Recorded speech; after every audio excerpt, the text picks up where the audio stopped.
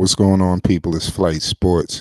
We about to get into a whole lot of mellow talk, stacking him up against numerous people, that's in the NBA right now doing their thing. Make sure y'all tune in, hit that like button. If you new, you just stumbled to the right place. Most definitely hit that subscribe button. It's Flight Sports. Flight Sports TV, man. That's my dude. I rolls with him. You heard what the man said. It's Flight Sports TV.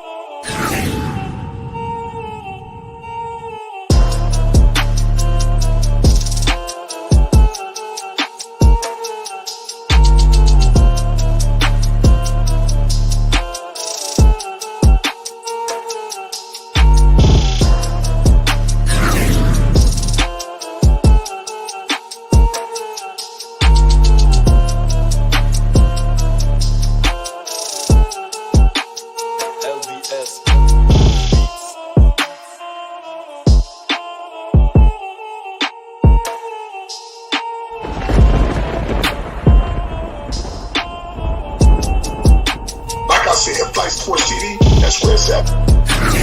Flight Sports TV.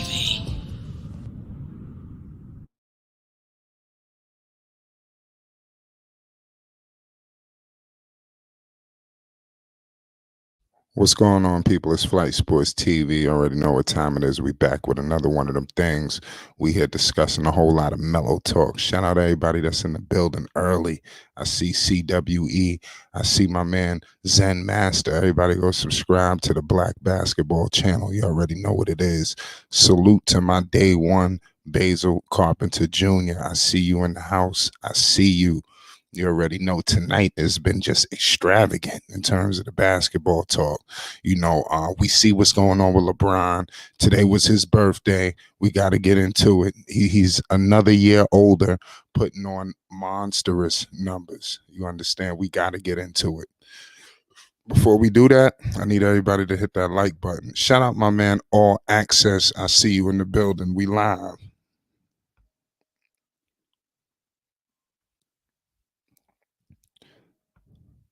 Yeah, the hottest in these streets.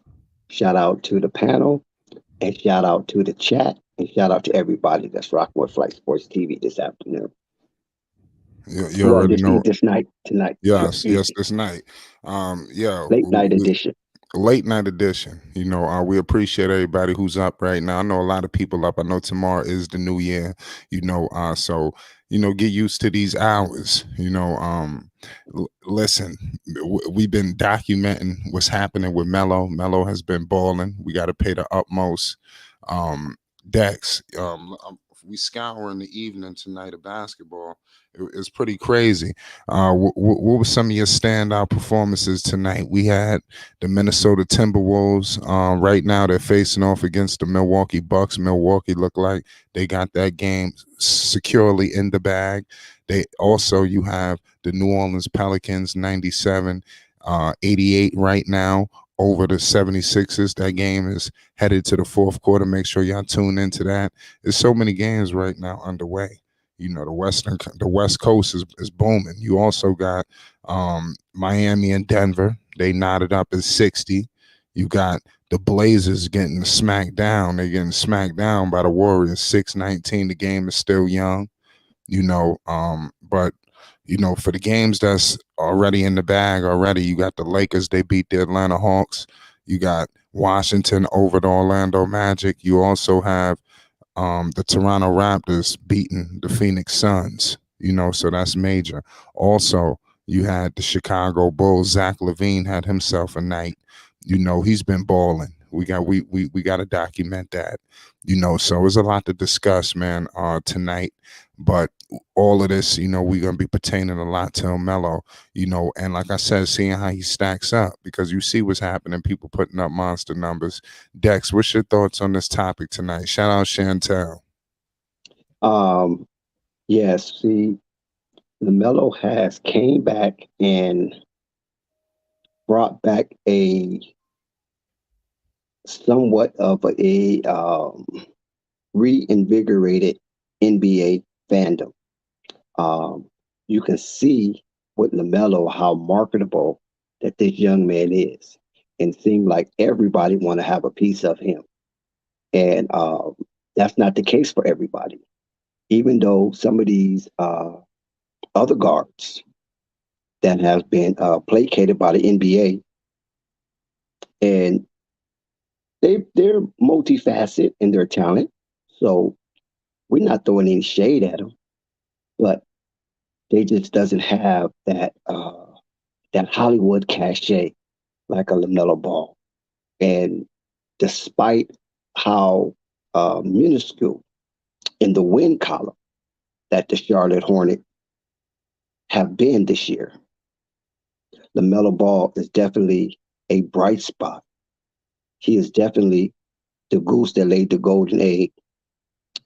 I'm hearing a lot of talk out here about how Lamelo Ball is grooming himself to be a real solid franchise player, and a franchise player that can be moved in almost any market and still be marketable. And to some degree, Flight, he could be more marketable than some of the faces that's already in that market. Now, if Charlotte dropped the ball on this, LaMelo Ball will have the pick of the litter. And he can dictate where he probably might wants to go. But right now, that is not the case. Charlotte do have the leverage because they can match. Um, there's a lot of things been going on in NBA, especially with guards. It seemed like it's a guard-driven league. At one time, it kind of shifted a little bit when Giannis won the championship and was the MVP of the championship. That kind of shifted slightly from the guard play because in recent years, besides LeBron, of course, you had guard-driven teams that won championships. Of course, the Golden State Warriors, to Toronto Raptors, and then you got to take LeBron out with the Lakers, and then the shift came with the Anthony Davis in his showcase in the bubble, and then Giannis backed it up with a championship. So it kind of shifted a little bit, but it was a small paradigm shift, and it didn't really last long because the guards came back. It seemed to be supplanting the big men all over again. So we're going to see how this season unfolds, and by LaMelo being packed in with the guards, and some of these guards are marketable, and some of them not so marketable. But right now, who's leading the pack is Luka Doncic.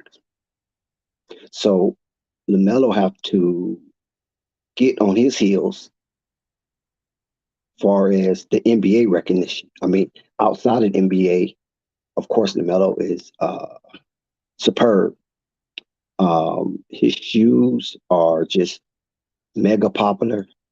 He's dropping them like hotcakes, fresh off the press.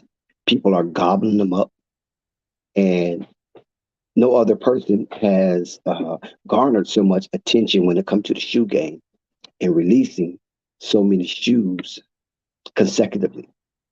So that shows this and that area right there how important LaMelo is to the culture of the NBA. And this man is only 20, 21 years old. The Similac and breast milk, it just barely drying off the edges of his lips. So this is important that this trend continues. And I looked at this article the other day, and it showed the top 5 point guards, and LaMelo wasn't a part of it. And that's due to injury, so I understand. But since he came back from injury, he has taken over the publicity of point guards until Luka Doncic had that 60-point triple double. That right there kind of slowed, put a little dent in LaMelo Ball's momentum. But how often you going to see a 60-point triple double? Now, what LaMelo Ball has been doing, you can see that from him walking in his sleep. And the fanfare that follows LaMelo outside of the Queen City has been magnanimous. And when I look at that, it takes me back to the days of when Magic Johnson came into the league.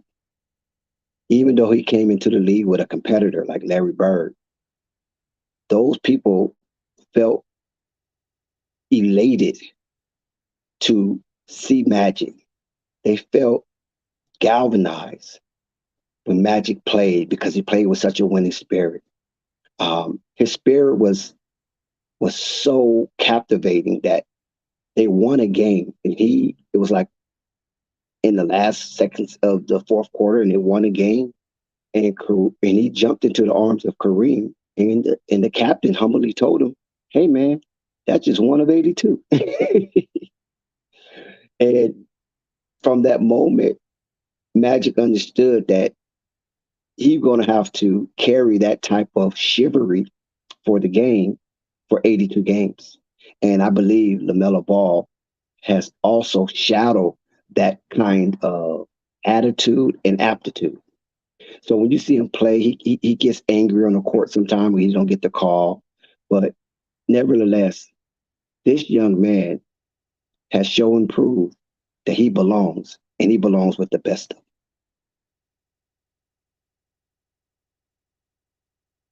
Good point on that, Dex. You made a lot of valid points. You brought up Luka Doncic. We was just having this conversation not too long ago. It's like you brought up Luka as almost like a measuring stick, like a guy like who's killing it right now. So you think everybody's trying to catch him? Um, it's gonna be hard pressed, because like I said, Luka, he's chasing these godly numbers, and he's achieving that. Even in the Western Conference, just not even Melo right now. You got Ja, a lot of other good guards out there. They kind of are going to the back burner. Like I think John Morant should be, celebrated a little bit more than he is right now. He's being celebrated, but it should be more. But the problem is, you got this big shadow over you and Luka Doncic, especially out west. They're gonna have to deal with Luka. All of these teams, even at the top, they really don't want to see this man in a series. Because I'm telling you right now, Luka Doncic and the Dallas Mavericks, they could go up there and take out Memphis. Seriously. Now, I believe that the reason why you don't get much of Ja Morant anymore, as much Yeah, as he should why? be, is because the rise of Zion. See, Zion and Ja can always be connected because it was part of the same draft, 1 and 2. So when Zion wasn't around, remember that's all we was hearing about Ja, right? Ja was up there with the Currys, the Lucas, the Devin Bookers. You follow what I'm saying? He was up there in that upper echelon conversation. But now that you see the emergence of Zion playing like an MVP and playing like he really wants to be in New Orleans and he really wants to be a face of the franchise and he's vying for face of the NBA, which I don't know if he ever get it, but he'll try, because Shaq never got it. You know what I'm saying? It just those big guys just you know, they're not the archetype far as face of the NBA. But nevertheless, he's playing at such a high level, it kind of diminished some of what Ja is doing because they're always are intricately connected based on the draft and their rookie season and things of that nature. So that's probably why Ja is not being mentioned as much as he should. Plus, you got to remember, Desmond Bain is on that team. And when Ja was out, Desmond Bain was taking the team to new heights, and he was robbed for most improved player. They gave it to Ja, but Desmond Bain was robbed for being the most improved player for the Memphis Grizzlies. And that kind of weighs in what a lot of the writers and pundits, they take that in consideration. Whereas Luka don't have anybody to that extent. I know Bronson won a couple of playoff games, but I don't know if Bronson could hold up in an 18-game span and be 16-2. I don't know if the Dallas Mavericks would be able to hold that up. But nevertheless, Ja is a special talent, right? And Luca is just magnanimous based on when you look at him, you can't believe what you're seeing. You see this guy, he looks sloppy, and his body is not fit, and yet he's out here maneuvering, bullying, and putting that ball in the basket and putting that ball in people's hands, and also grabbing rebounds that you think that he shouldn't be able to do due to attrition. So, and Luca always is that guy is going to always prove people wrong because he's not a well liked guy. Let's keep it 100. He's not well liked, but he's just so good you can't deny him. So LaMelo Ball has to put more wins in the win column because being good on a bad team it doesn't say much. But by it being LaMelo Ball and people have followed him since his high school days or even his pre-high school days, this what makes it such a wonderful story and makes it such a eye grabbing event because can he do it? Because we've seen him come from a little kid all the way to a young man. Can he do it? We didn't see a lot of these other players like that. We've seen Zion to a certain extent, you know what I'm saying? But we see Melo pre-Zion. So it is incumbent of LaMelo to continue to play the way he played, and that way he will garner the respect that he deserved as a young man leading the Charlotte Hornets. Big facts on that. You brought up the guy Desmond Bain. He's been balling. This season alone, the man is averaging 22 points per game, shooting 43% from the field, 4 rebounds, 3 assists. A season ago with Ja, he finished with 18 points per game. Shooting 46% from the field, 4 rebounds, 2 assists. And that's going back dating to his rookie year when he averaged 9 points, shooting 46% as well. So you clearly see his trajectory is he's going to be a scorer in this league. So you think that he's better than guys like Christian Wood, obviously, But guys like you Vinny can't Smith, you Tim can't use Hardaway. Christian Woods because The position. there was not guards. We talking about Okay. guards, right? Oh yeah, you're Yeah, right. yeah. Okay. Well, yeah, of course, Spencer Dinwiddie could get hot. hmm But you also have the Vinny Smiths. I mean, like I said, I think those are mostly spot up shooters. I think Spencer Dinwiddie is more the guy that'll do just about everything. He's like the microwave.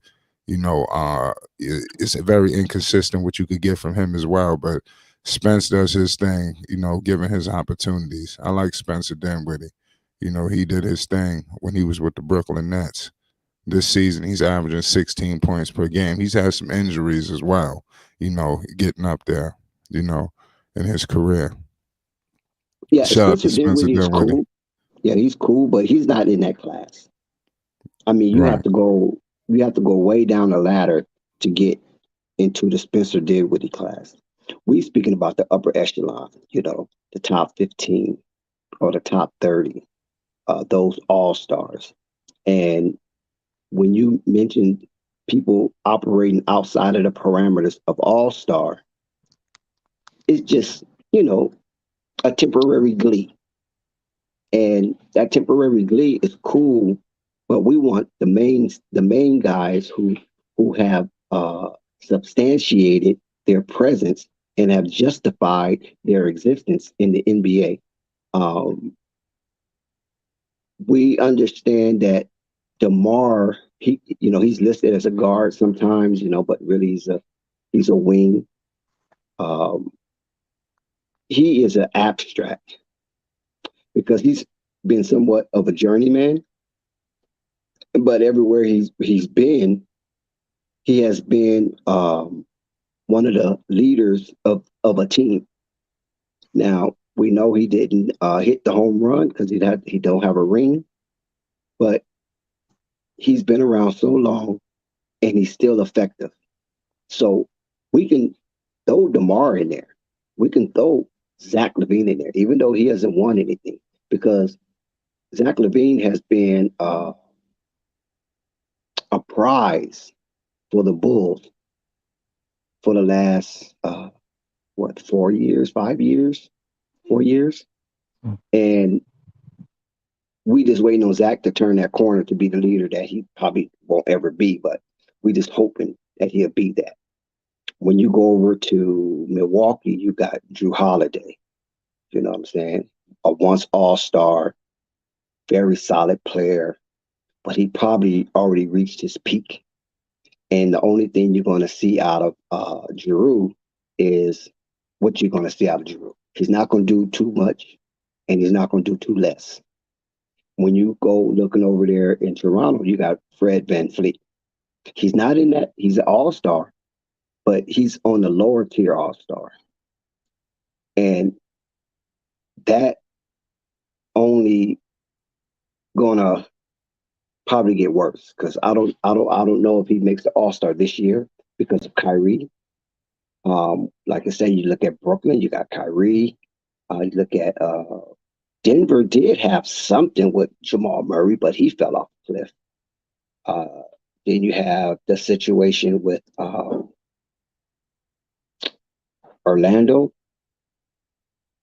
Those guards are, they fickle. They come and they go. Then you have the situation with Bradley Beal, was once a household name, and now you don't hear much from Bradley, because they're not winning. And so this makes LaMelo exception to the rule, because those all-stars who are not winning, you don't hear much from them. But LaMelo's not winning, but yet his celebrities everywhere. His branding, listen, his clothing line is selling off the chain. Right. Puma definitely hit a home run with LaMelo.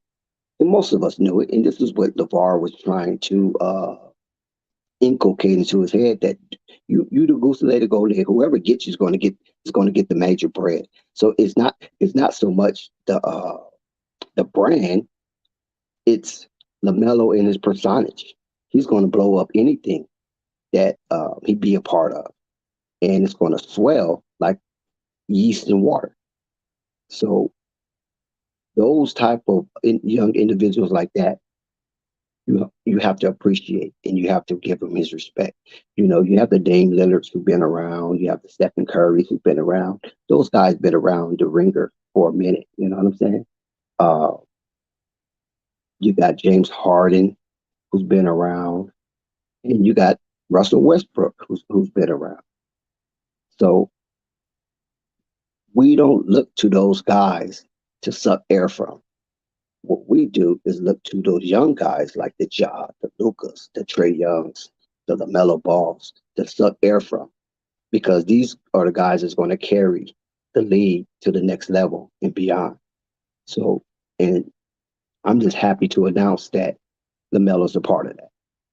So that's just gravy on the steak. Major facts, Dex. Shout out my man Toxic T. What's good, Toxic T? So y'all, how y'all doing tonight? Chilling, man. What's your thoughts on this topic that we're discussing right now? Involving everything you just been listening to. LaMelo is not to be simplistic, but Melo is box office, so he is going to bring that to the table. And are they playing tonight, Flight, or are they off tonight? No, they play Brooklyn tomorrow. Yeah, they play Brooklyn tomorrow. Yeah, it's gonna be a good game. I don't know about a good game because Brooklyn is they rolling. smoking. Yeah, Brooklyn's kind of rolling right now. So Hornets at home. I know. Yeah. Let's see what happens. They need every That's true. advantage they could have at their disposal, especially against a red hot Brooklyn team. In the past, like I they said, gave Brooklyn a run for their money. right? Like I said, Bridges. Brooklyn is finally playing up to the potential that what they already was supposed to play at. This team has 4 All-Stars, damn near.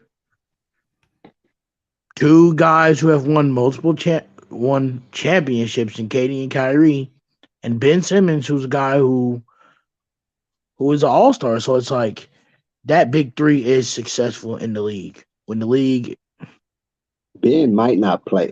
He's on the injured list, but we'll see. To some type of no, illness.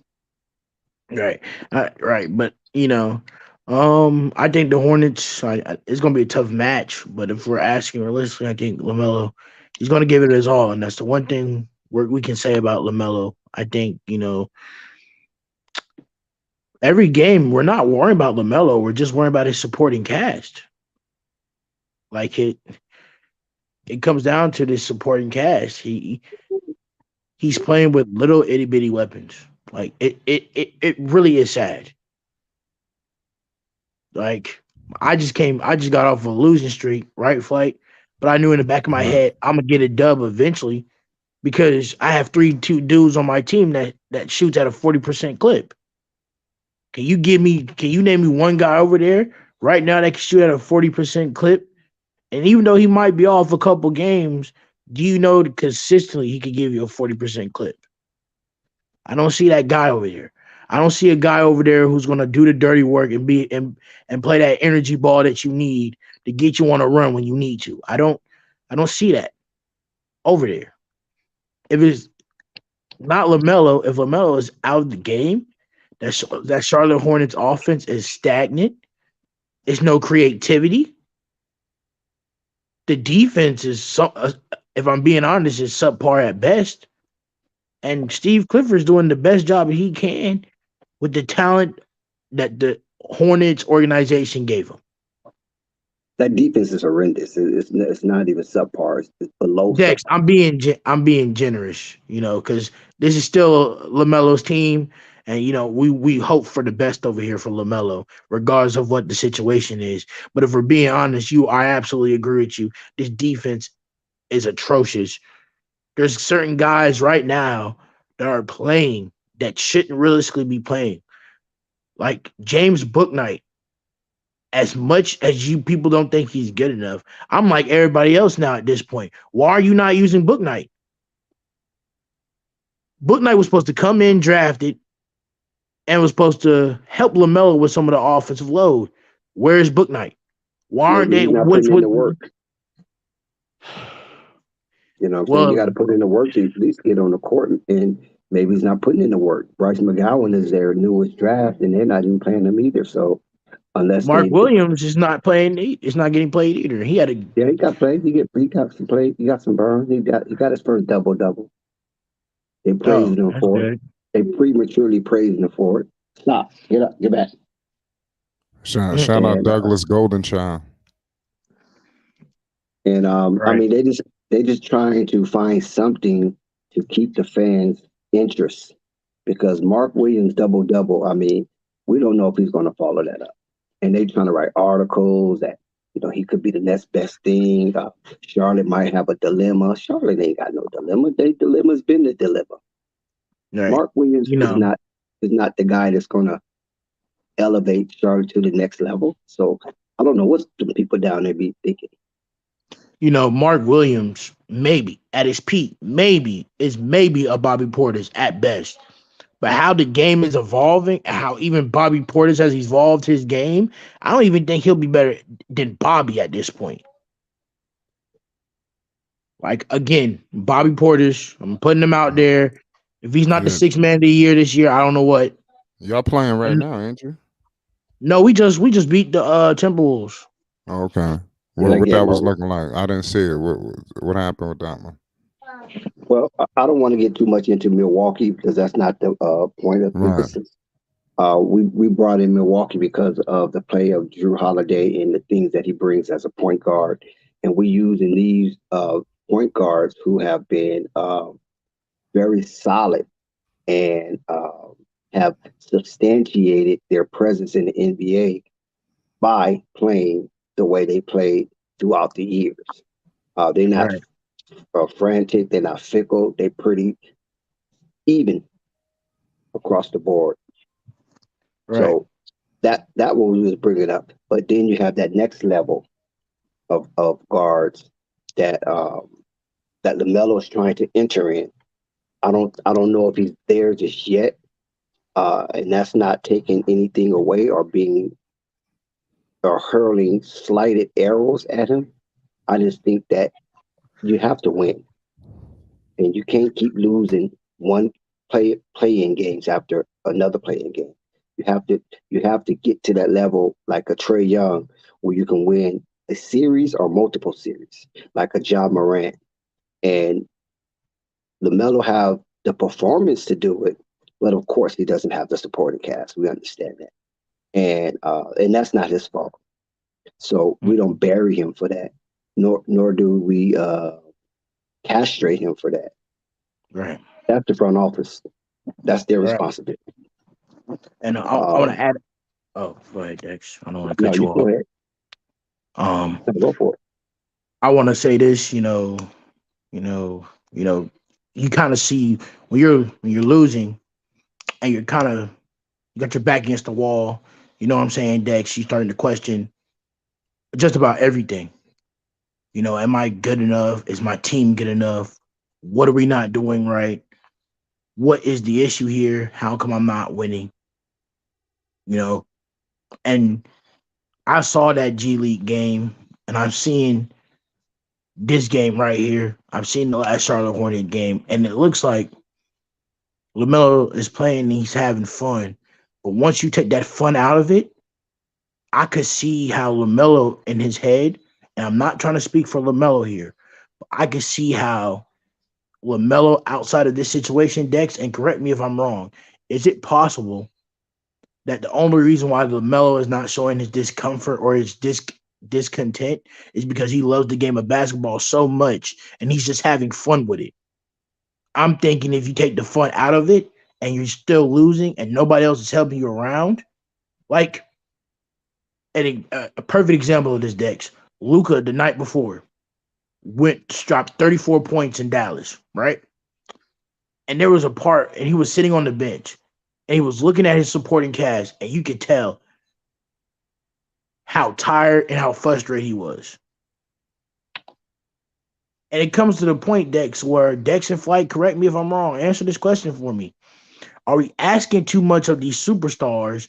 Because let's be real here, they can drop 30, 40 points a night. Before you continue, no, we're not asking too much because they get paid to perform and to make us cheer and clap.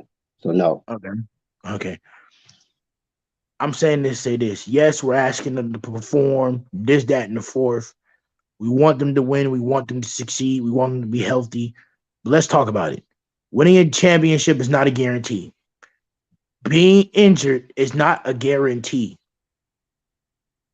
Some of your favorite players out now tonight could potentially get career-ending injury. This basketball game, the game of basketball, is not nice to anybody. And that's not even a bigger issue here. LaMelo is being marketed as being marketable because not only is he a great basketball player, not only is he's an all-star, he's also I want to put this out here, he's from the city of Los Angeles. He's not from the city of Los Angeles. I'm sorry, it's Chino Hills. Yes. He's from Chino Hills, a city in LA. So let me rephrase that. He's from the California area. Yes, right? in California, yes. When you talk about guys like Zion from South Carolina, John Morant from the Carolinas, Damian Lillard I'm not assuming, but Damian Lillard is supposed to be from LA. I know DeMar DeRozan is from LA. I'm sorry, Oakland. I know they're from the California-based areas, but what I'm trying to get here is who's from Oakland? Damian Lillard. Brookfield. And and I'm saying this to say this. It's like Giannis did something tonight that was good. That was crazy. Listen, we're not on Giannis.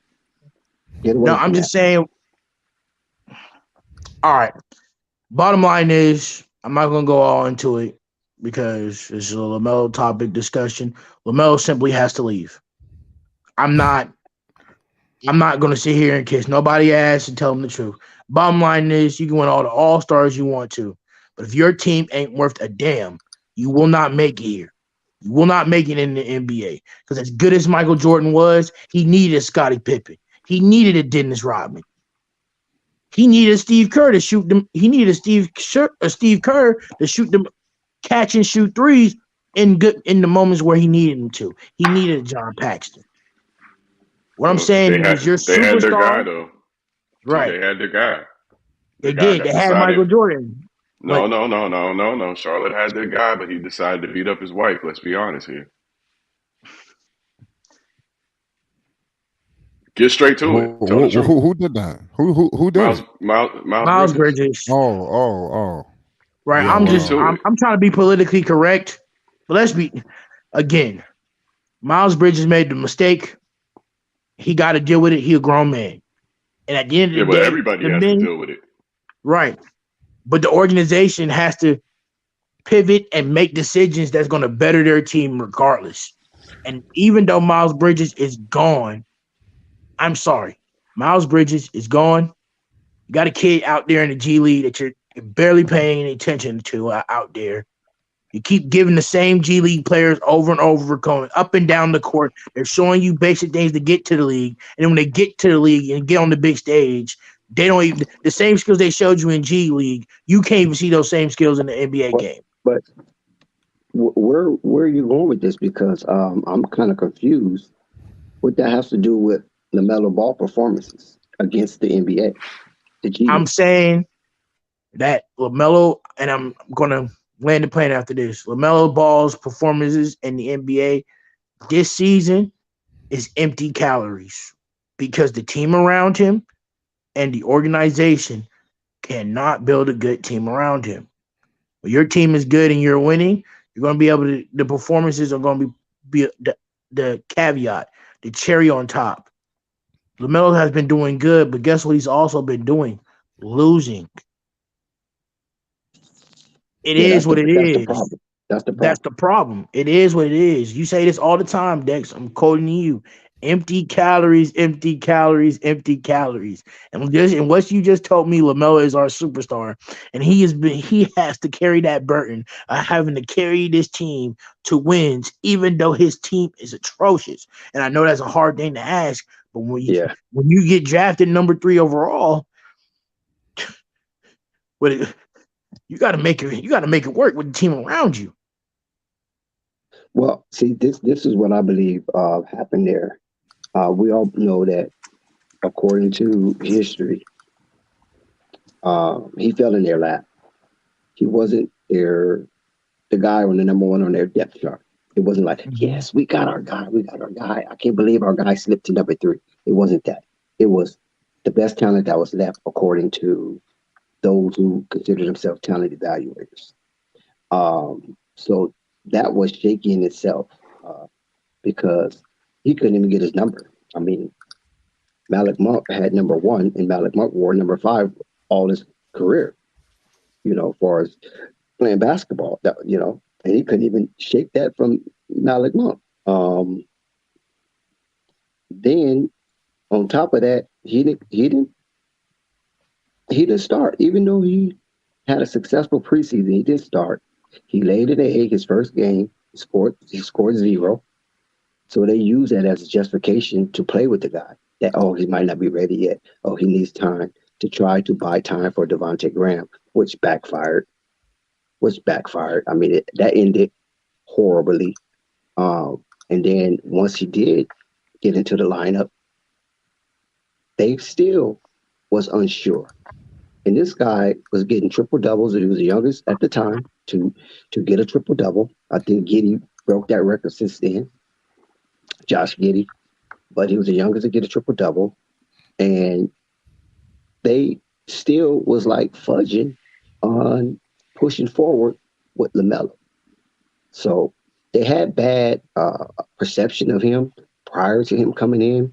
Remember all the adjectives they laid on him: lazy, careless, Yeah. don't take the game serious. His approach, it's not uncanny. So he had a lot of negative adjectives placed on him coming into the league.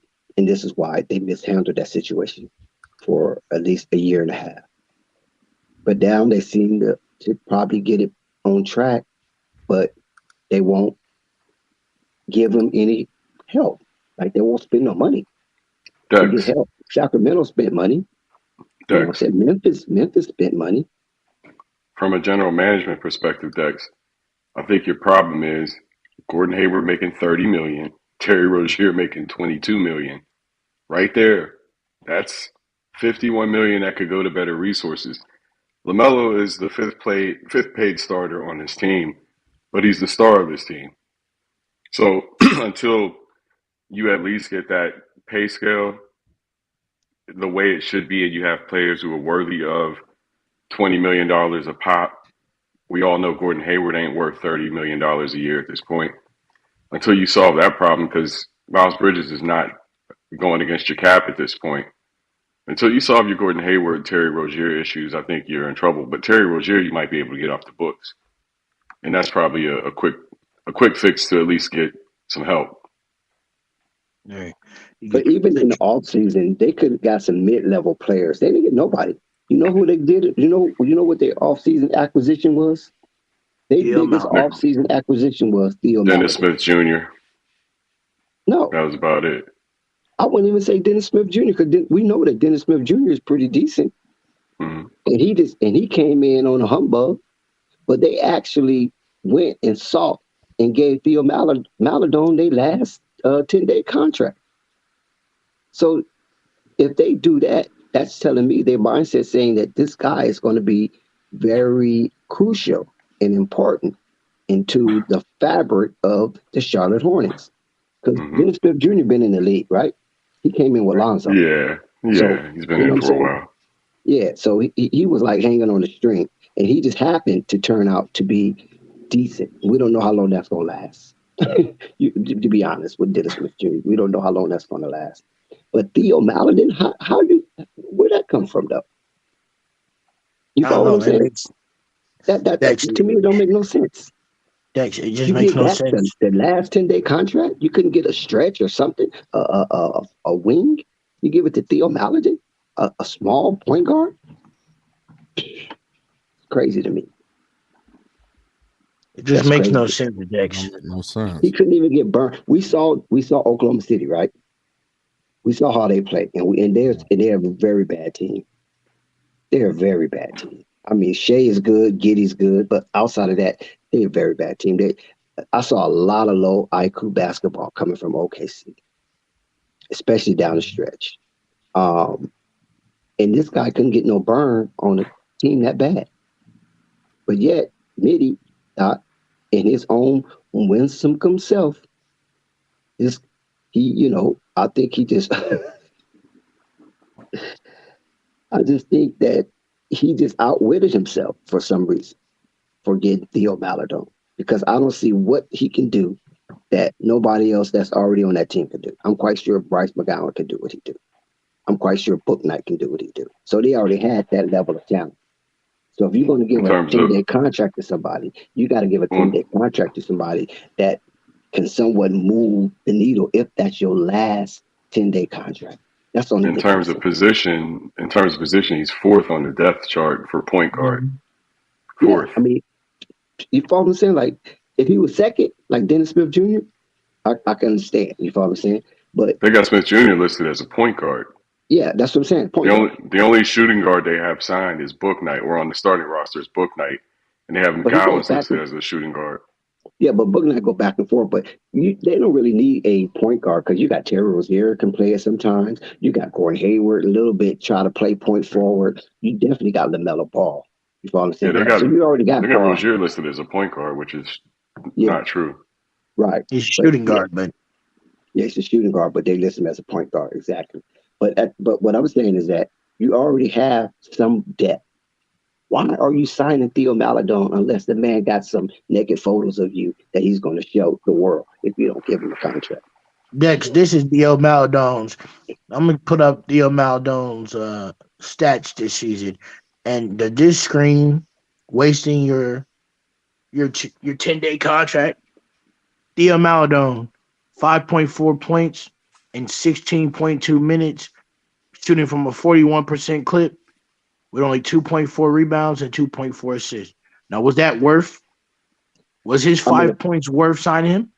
the 41% clip is good, but he don't shoot that much. We don't see him play. So those numbers don't they can't misconstrue us as analytics show that's decent. 5 points in 16 minutes, that's not too bad because they don't need them for scoring. You follow what I'm saying? They have a plethora of scorers. But the problem I'm saying is that what they needed was someone that was going to be gritty. They needed some length, and they needed someone that's not afraid to lay his body on the line and sacrifice for the team. They need like the Montrezl Harrell, that type of player. If you don't sign Montrezl Harrell, then you need to try to find somebody who plays similar to Montrezl Harrell for that money. But they did some dumb shit. They let him Theo walk. Maladon. They didn't even draft nobody. They drafted another guard, Bryce McGowan. I mean, really? I mean, come on, man. What's going on there? When It's you like could have they drafted paying off favors. when there was a guy that was in the draft. I was telling everybody. I don't think nobody remembered this. So I wanted him to be on my former team at the time. Jalen Duran. Now look up Jalen Duran's numbers now. And tell me that Jalen Duran would have been at that point on the board their best decision. Why would you go after another guard when he was still on the board? You see, Zen, it just doesn't make any sense to me. That's what I'm saying. Maybe acting like It, you it owe people seems favors. like it Hell, seems like matter, people stack up cards like trading cards. hell, That's what it matter of seems fact, like. Dex, hell. Matter of fact, there's a kid in Milwaukee right now in Marjan Boot camp who, if I'm being honest, would work perfectly in the Charlotte Hornet offense and would have developed nicely over there. And what did you do again? You drafted another guard. Does that make sense? They Showing don't your, need to your develop no guard. They need to have length, and they need to have courage, and they need to have somebody that's willing to sustain that and not try to be the next leading scorer of the Charlotte Hornets. That's the point. Everybody Terry want to be. Rozier ain't it. right. See, this is. I'm gonna cut to the chase. You got a 21-year-old light skinned kid that most people think is privileged, and they think that he has an elitist mentality, right? So that plays a whole lot in people thinking that they can do what he did. I mean, if you ever played sports on some type of competitive level, not just free fall, but on some competitive level, you're going to always have somebody in the ranks that feel they can do what you do and even do it better, and even though they can't. But in their mind, they can. And I think this is what Charlotte is up against, and this is why nobody plays defense. So, and Dex, that's a very great point. But I have and we're going to cut even more down to the chase. Your record before Lamelo got there got you the number 3 overall draft pick, which proved into our mind that your defense doesn't matter at this point. Your defense ain't good, so none of these players should think that they're better than Lamelo because Lamelo can look at the roster before him and say, "Well, this team is kind of what is this for a team that they can do just as much as I can do?" The stats, the wins don't show that. Nor do their offensive and defensive output shows that either. But that's my whole point is that everybody want to be the lead scorer. I mean, Cliffy already addressed the situation by saying nobody wants to play defense, but everybody just want to score, and you're not going to get far playing like that. I mean, you get spoiled when you see the tandem of the Golden State Warriors and that super duel with Clay and Steph, and then now you see the emergence of Jordan Poole. So a lot of people get a little caught up in that. They see the super tandem of Chris Paul and Devin Booker, and they getting all this pub. They getting they're getting the top line of the chicks. LaMelo's a youngster, you get the top line of the chicks. You know what I'm saying? That stuff, I'm telling you, plays a part, man. Because a lot of people do it for the gram. That's what, Dex. You might actually be right. Hey, yo, but Dex, there's some King C. He said something. And I watched that fight video, and I think it's something we got to talk about because it relates to LaMelo in this situation. He's been getting. I don't know what's going on here, but King C might have a point. Dex, are they holding both of them back so that LaMelo, so that they can negotiate his contract and kind of sub hit him below the belt with his money? Because Holding this who back? They're holding Jello back Oh yeah, he's a and bargaining playing chip, with most his definitely. minutes so that they can negotiate LaMelo's contract in hopes that they can lowball him so that LaMelo can stay. Yeah, If yes, they're that's already that's definitely in the chips. Yeah. if they're already doing that already right now while he's in his rookie contract, what is that telling you? That means that no matter how much they try to hold him, if this team don't improve, no matter what, he's gone. Not only that, he's gone. So LaMelo, hold on one second, because you said a lot there. So are you on the record of saying he will turn down his max rookie extension? so I'm stamping it right here on Fight Sports Yeah. TV. How can I you think that's a manipulate a very rookie? How can you manipulate a rookie max? That's what I was wondering. If it's a rookie max, it's going to be what it's going to be. Yeah, because he already at a certain level. They're So going to no. pay I'm him. not talking about. I'm talking about he's an unrestricted free agent. It's plenty of he's not walls and unrestricted. paper, right? I like to say it's plenty of walls and papers, and he's not going to turn down the rookie max because that's crazy. I'm talking about down the line when he's about to hit his prime, and this team is still not good enough. I think LaMelo is going to leave. I Well, think I'm gonna Jello tell you leaves this. after this season. Hold on one second, because we don't want to speak too fast.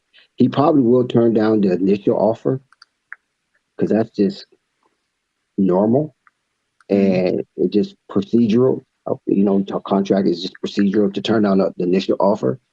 And after that, he only can get what he qualified for. He made the All Star. He made Rookie of the Year. He was player of the. What was that? He was again. Like player of the year for sports, for all sports. Yeah. And so those things are merged into the contract automatically. That's non-negotiable. So he know what number it is, but they will probably offer less than the number. And of course, he would turn it down. It's like what Miles Bridges, how he turned it down. And then they will probably come with the actual number.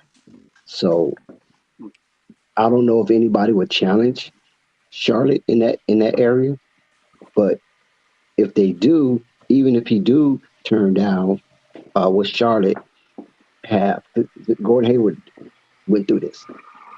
When Gordon Hayward was at Utah, he turned down the rookie extension, right? Charlotte Right. came in and Boston came in, and then once the number was given from Charlotte and Boston, Utah matched it. So he had to stay an additional 4 years.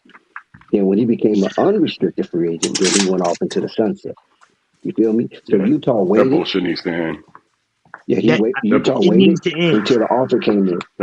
that bullshit needs to end. One contract at a time. You don't get to hold me hostage. I know, yeah, but that's what happens to some of these guys. It's just because Dex, And then like once they get the offer and they see what the market is asking for you, then they match that. I mean, that, that's Because fine. it could come lower. You know what I'm saying? Most times the Yeah, market will come lower than what you can max out at, we just saw unless they DeAndre believe Ayton in you. go through that. this Say We is that just saw again. ridiculous. DeAndre Ayton go through it, Right. right? Yeah, exactly. Yeah. Where Yeah, he he's just a went through that. restricted free agent and went out on the market, and I think the Timberwolves made him an offer, and the It was Suns were like, "Yeah, Pacers. we'll match that." Right. Who was it? Because it's probably lower than It what he was was asking Pacers. anyway. Yeah, yeah.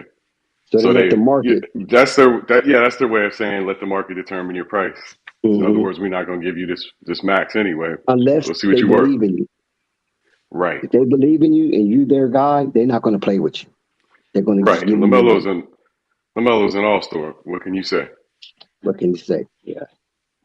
Um. It's So let's look at this right here. The 10 best point guards in the NBA, and we see right. how Lamelo stack against them. Number 10, Darius Garland. Number 9, Kyrie Irving. Number 8, Darion Fox. Number Mm-hmm. 7, James Harden. Number 6, Dame Lillard. Number 5, Shea Gilchrist Alexander. Number 4, Trey Young. Number 3, John Morant. Number Right. 2, Old Man Steph. Old Man Steph.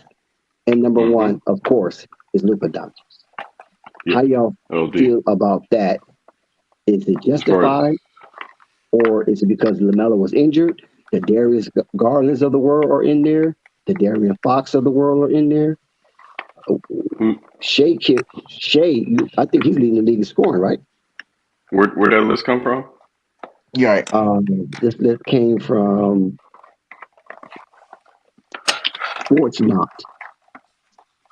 Well, Shay's whooping ass. I got him as my second team All NBA point guard so far.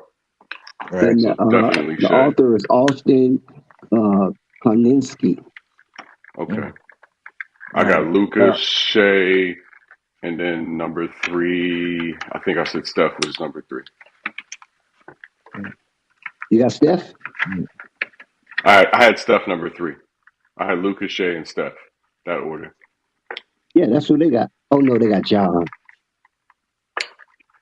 Yeah, they got Yeah, John. I think I reason think why Ja came up 4 for me. I think reason why Shea is where he at because okay, see they stink, and we seen that. I didn't know they was that bad. I thought they was a little better than it because I think they beat the Lakers before, if I'm not mistaken, and they Who's beat that? Milwaukee. So I thought they was a better team. And when I saw them play the Charlotte Hornets, I was like, oh, this team is god awful. Which team? The Okay, Grizzlies. OKC's up and down, man. They got a solid base. They're just young boys. They're just Yeah. young boys, but they are solid as hell. If they had I Chet don't know Holmgren about this that. year, I don't know about the solid part. as far as what Maybe they're maybe building, I don't know how it's you there. define solid. Maybe that's what it is. Just like how FYF, how he defined Theo Maladin was nice. Well, Oh, And you Luke and won't let Dort, that go. You won't let that go. yeah, I can't believe he said that though. I mean, I like Luke when you're a Dort. I basketball like Josh mind, Giddey. Josh Giddey, once he gets his shot together, he'll be a great player. So that's Jalen Dort, Williams. Giddey, and Gilgis Josh, Alexander right there. Josh is the truth, dude. Because he was Yeah. putting buckets, and he was putting in buckets at crucial moments of the game. So he got They got hard. 3 out of 5. They got 3 out of 5 pieces already. And you Dort, know what? Alexander, With Josh Giddey. Now Giddey, you give him Holmgren. Josh Giddey ain't no shorty either. With Josh Giddey about 6'6". 6'8", Mm-hmm. Oh, he's 6'8". 6'8", 6'8", point guard. Yeah, and he can go either way. He can finish either way, Just and can't he shoot attacks that that well, but he's basket. getting there. Yeah. Once he gets his shot together, he's gonna be a problem. Yep, he's gonna be a problem. Yep. So I Big like time. Josh Giddey. Josh Giddey, I always liked the shade when he was a Clipper. So, Yeah. but like Lou Dort and them guys, man, they just like I don't know what's wrong with them, with they IQ, basketball IQ. The coach had to bench some of them dudes, man. He even benched Shea towards the end of the game because them dudes are just trying to match Lamelo in scoring. The big white boy, the rookie, I wanna say Presveluski, but it's not Presveluski. It's like Pokey Prez or some weird Yeah, crazy but he's name not a he got. rookie, right? I think he is. The tall No, white boy? yeah, he looked kind of goofy. Yeah. Is he not a Nah, rookie? he's not a rookie. I don't think. Okay. If you talking about the same person with the Nah. weird name, he looks goofy, Okay. like a nerd. Yeah. Yeah. I thought he was a rookie this year, but he's all right. And yeah, last year he played pretty good. He had a stretch where he played really good, and then I think he got hurt or something. And then I don't know. I never knew what happened. Give OKC a couple years, they'll be competing. 1 or 2 years, and they'll be in it. Yeah, they just need somebody that could control those dudes, man, because they were just taking wild shots. They wasn't even in control. So, and I'm just glad that the Charlotte was able to win that game because that was something they needed to win because they was drowning. So they They needed some type of resuscitation, and so happened the Oklahoma City Thunder gave him that. they gave him that. I was like, what? Because I watched the game, I was like, wow, I can't believe these guys. Because you already know Charlotte is bad. Kelly Oubre didn't really play; he got hurt early, and so that was a spark the Hornets was missing, and they still was able to pull out. And these both of these teams was having like 6 point leads, 8 point leads. They was going back and forth because they both are terrible. And when you got two terrible teams playing, somebody's gonna look like they're better than what they are, or somebody's gonna win the game. Yeah, I mean, it's just I think especially with Oklahoma City, it's inexperienced, but them dudes are coming. Gilgeous Alexander's not inexperienced anymore, but his supporting cast still is. Until that's no longer the case, he's gonna have to raise them boys up.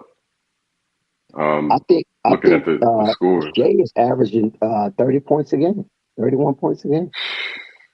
So he's putting he's up some arrived. he's putting up some godly numbers. He's But they're arrived. not winning. I mean, they like they not making no playoffs. They're not even making no playing.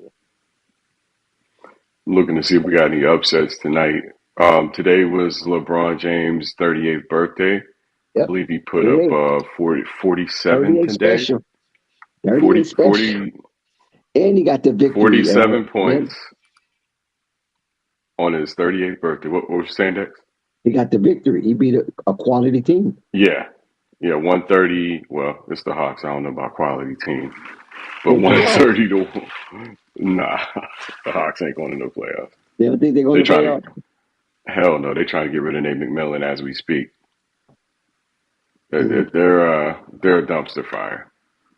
The record is better than they are right now, believe me. But not to take away from his performance, he did have a great performance, 18 He of trying to get 27 he from was the trying to floor. get that triple double, but he was 1 assist shy. Somebody jacked that off. Somebody missed the layup. Yeah, I think he was 47, 9 and 9. He did get a rebound, so he was 47, 10 and 9. Either way, Shannon Sharp's going to be ecstatic tomorrow. Yeah, but when you look at LaMelo Ball performance, how do it stack up against some of the top guards like I just mentioned? As of this season, we take a look at how the guards are performing.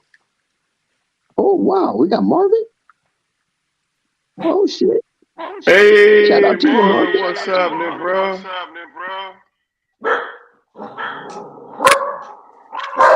What's We up, got Marvin a got man? an lot of echo. echo too.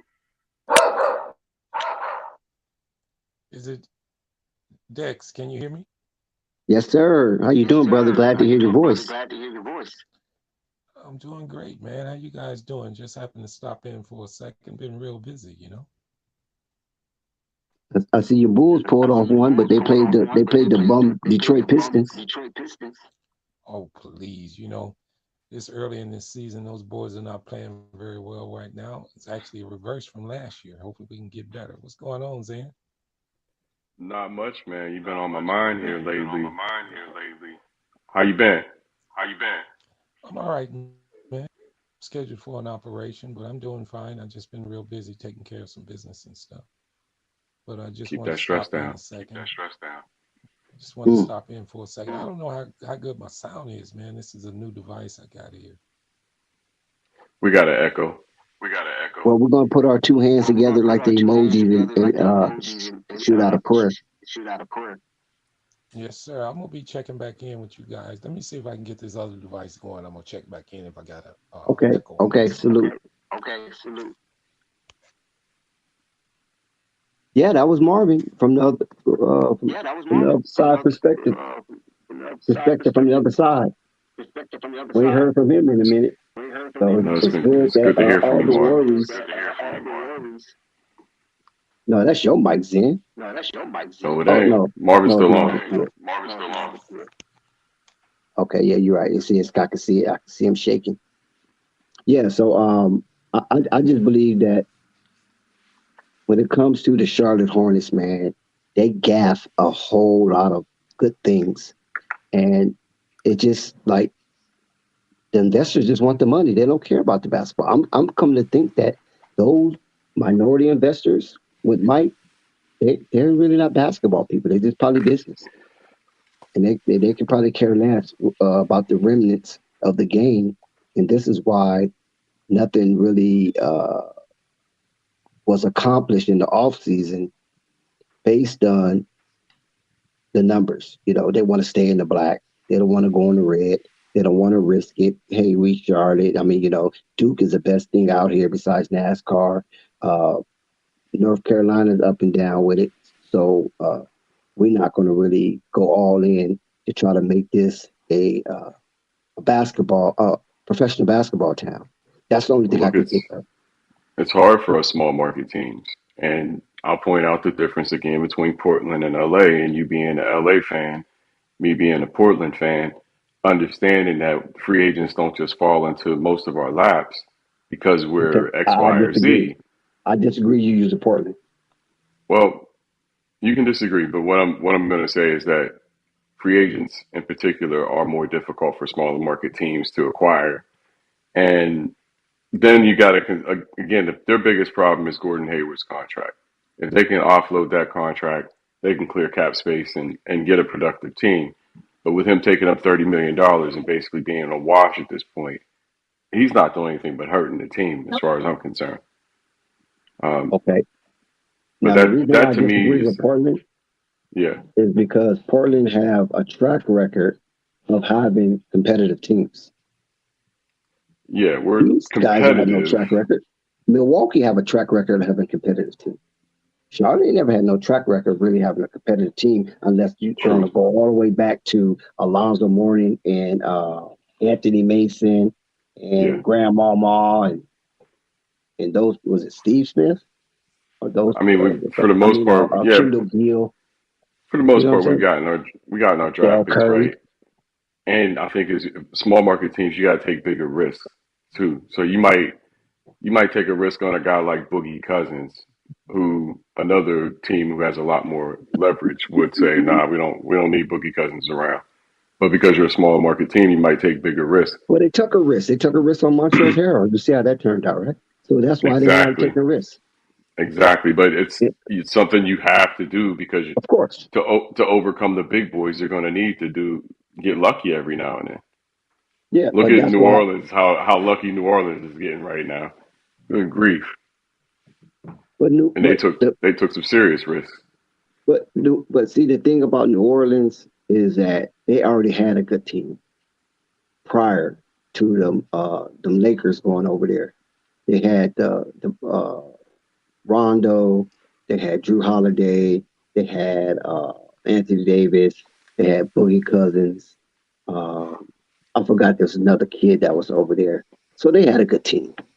It wasn't like they never had a good team. They just didn't play up to expectation with those teams.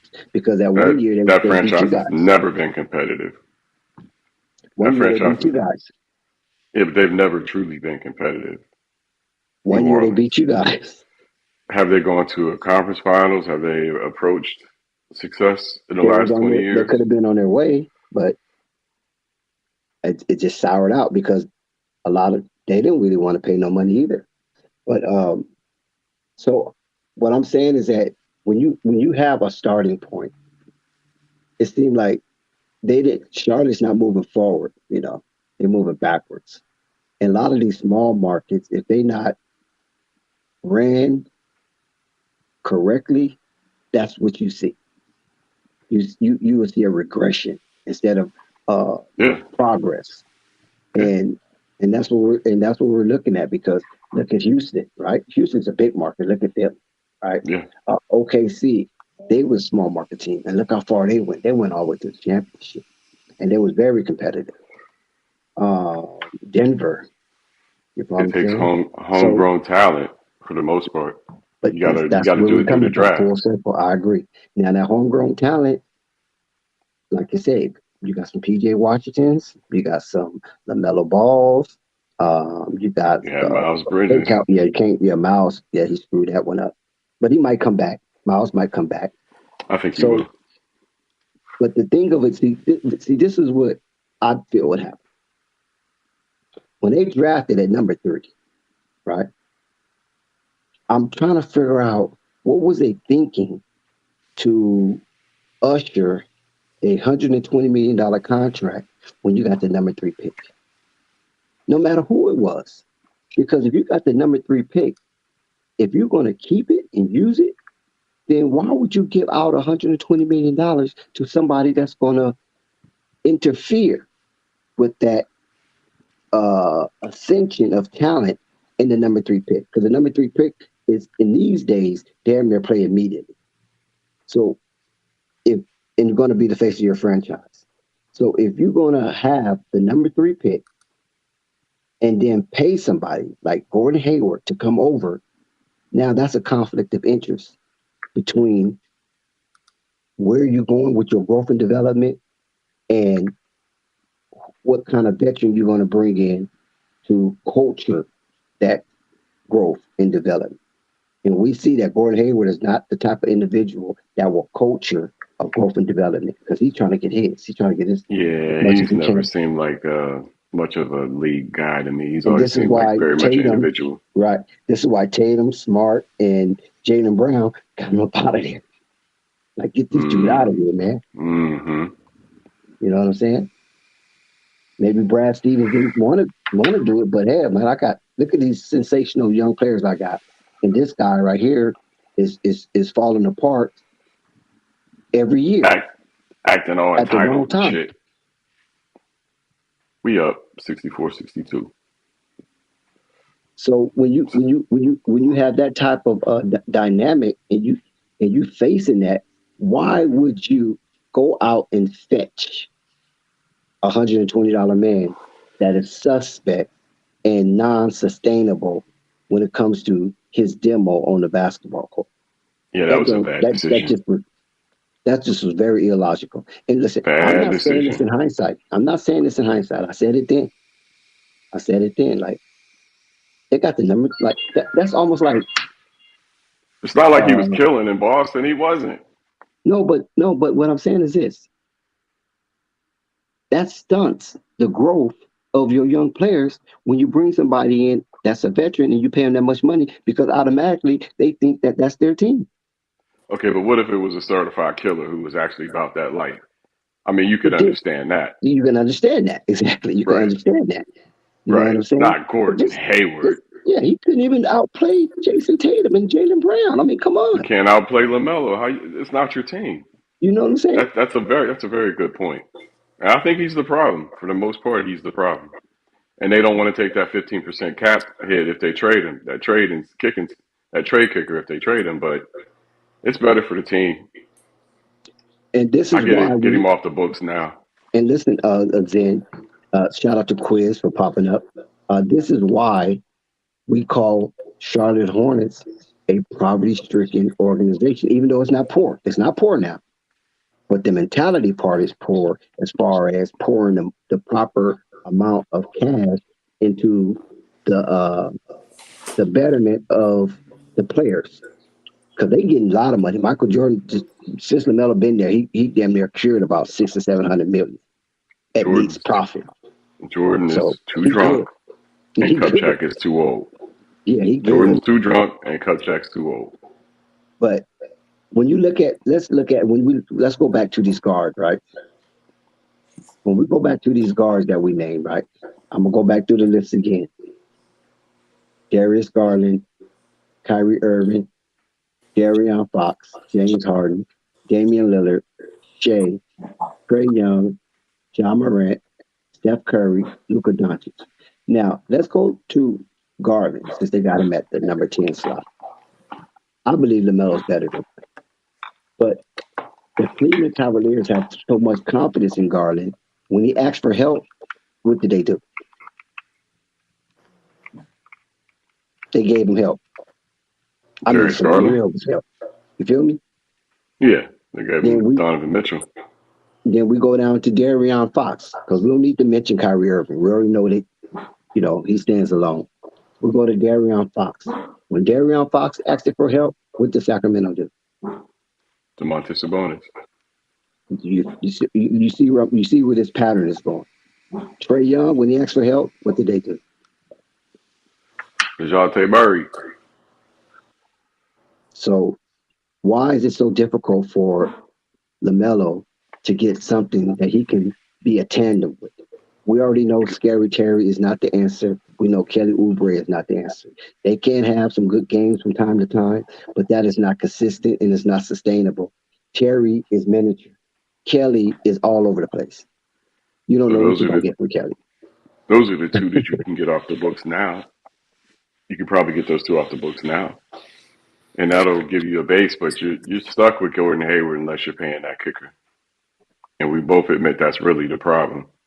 That shows that they really not trying to get over the hump. They just trying to be exciting. See, it's different if you want to win and be celebrated, but they just want to be exciting. As long as you're exciting, you're going to bring in the dough. You're going to rake in the dough, right? It's like a circus, right? You're going to rake Yeah, in but the losing, exciting. man, losing. Hey, bro, you can only have an exciting loser for so long. Exactly. I mean, I agree. Until they start calling you out, right? yeah, or until people stop going. I mean, there was a point we didn't care if Damian Lillard was there or not if he was losing. We don't care. You know, exactly. Right. No, I don't care. What's up, Yeah. Quez?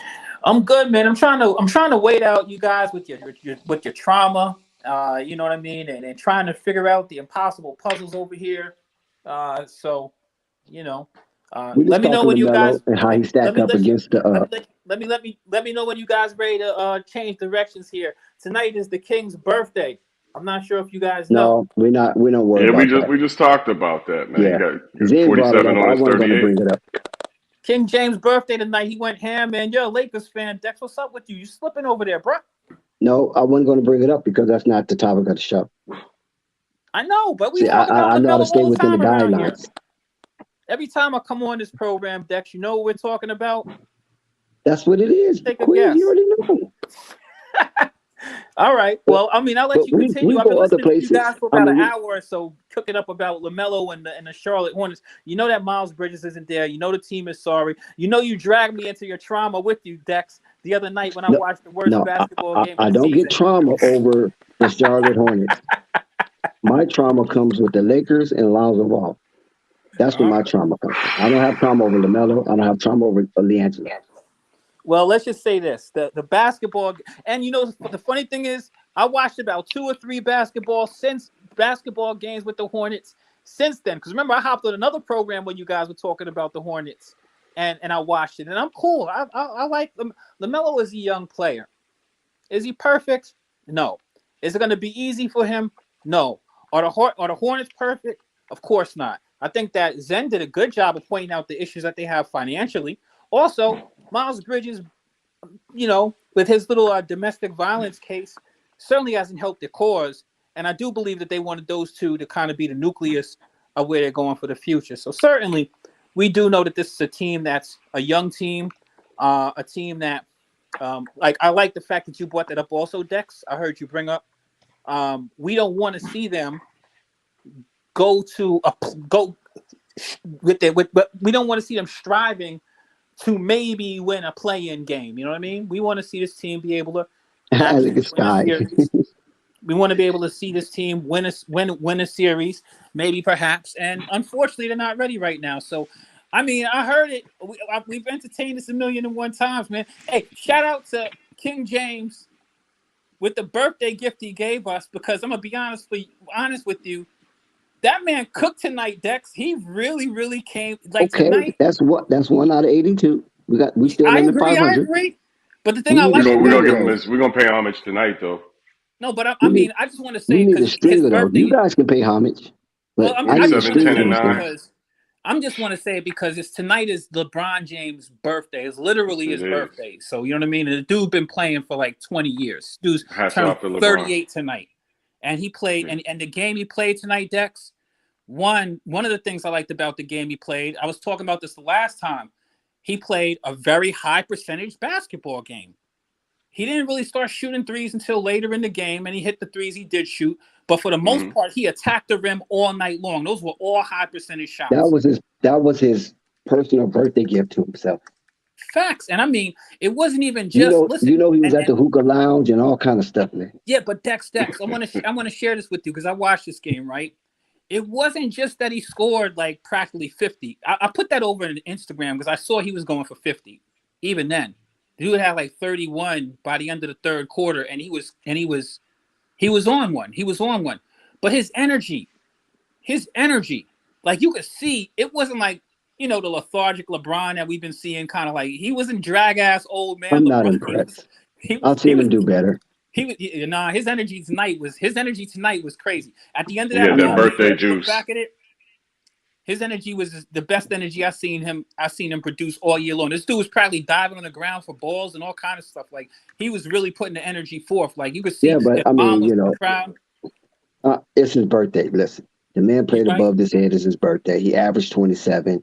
He hit 4. He was 20 points over his average. So I already know what it was. His adrenaline was going. It's his birthday. He wanted to have a triple double on his birthday, but that fool missed that layup. He almost had it too. He almost had it. He was one assist away, but his energy Him and was Westbrook almost high. had a triple double. Zen, you saw the game, Zen? No, I didn't see the game. I just, like I said, I saw the stat line, I saw highlights, and can't take nothing away from that. Yeah, his energy level. He was on a different level energy wise. You don't see LeBron playing defense and hustling for loose balls and all of that. He was doing it all. He was doing it He all had out that. there by the end of the game. Well, he had birthday juice, and Hell's and yeah. I know Dex want to stay on topic, but he also had a lot of media action here over the last 24 to 48 hours that probably motivated him a little too. Oh yeah. And he's down in Atlanta. I mean, Atlanta's a nice place to kick it on your birthday. Trust me. I've been there and done that. Oh yeah. Hmm. Well, maybe that's what we need to do over there in Charlotte. Maybe we need to bring what's homegirl's name? Lamelo's mom. Let's get her up in the stands. Let's get her up on court side. She get courtside from time to time. I don't know how she's feeling, but you get Tina. courtside from time to time. We need to do Tina on the sideline. You know what I mean? Just don't bring out that dude with the curly hair. Is that dude still in jail? The dude who was the business partner of theirs You that talking about stole that Allen? money? Yeah. He's not in jail. He never went to jail. He He never fled. went to jail over there? I No, thought he they locked his absconded. behind up. No, he absconded, man. He I thought they fled to a locked that non-treating convict country. up. They said they met What? him. He came out of jail before they met him, didn't he? Yeah. I thought he went back Not after before. No. he stole that money. Yeah. So what actually happened to him, Dex? You follow this stuff. Also, shout out to Dex. I want to shout What? out to Dex because Dex, I love the series. When I see you back behind the scenes and over at the BBB warehouse chopping up with LeVar and LeVar showing you all of that love. You really need to break out that jacket he gave you, man. He gave you a fly varsity jacket, bruh. No, I didn't get a varsity jacket. I got it's another kind of jacket. It's not a varsity jacket. The varsity jackets are thicker. Yours was a motorcycle jacket, right? Like a riding jacket. No. It was. I don't It's a know what kind casual of jacket. jacket Dex, but Okay. It's not a varsity though. It's not that varsity. joint was Okay. fly though. I like that joint. That joint was Yeah, fly. it's a nice little casual. Yeah. I wear it from time to time, but Listen, he just threw that to you like here, Dex. yeah. No He gave money me a down. couple of gifts. I appreciate it. You know what I'm saying? Yeah, I definitely appreciate it because he didn't have to do it. You're stylish I guy. didn't go there asking for nothing. I didn't go there with my hand out. Definitely. You know, And I so- love it because you know what I mean. Like this isn't. That's the reason why. That's the only reason why I could bear with the prolonged agony that we have to deal with as far as trying to analyze what's the matter with the Charlotte Hornets, because it's like at the end of the day, man, I feel like Flight Sports TV is literally part of the Ball family. Yes, we are. And I wish nothing but the best for all of the Balls. You know what I mean? Pause. We didn't inherit.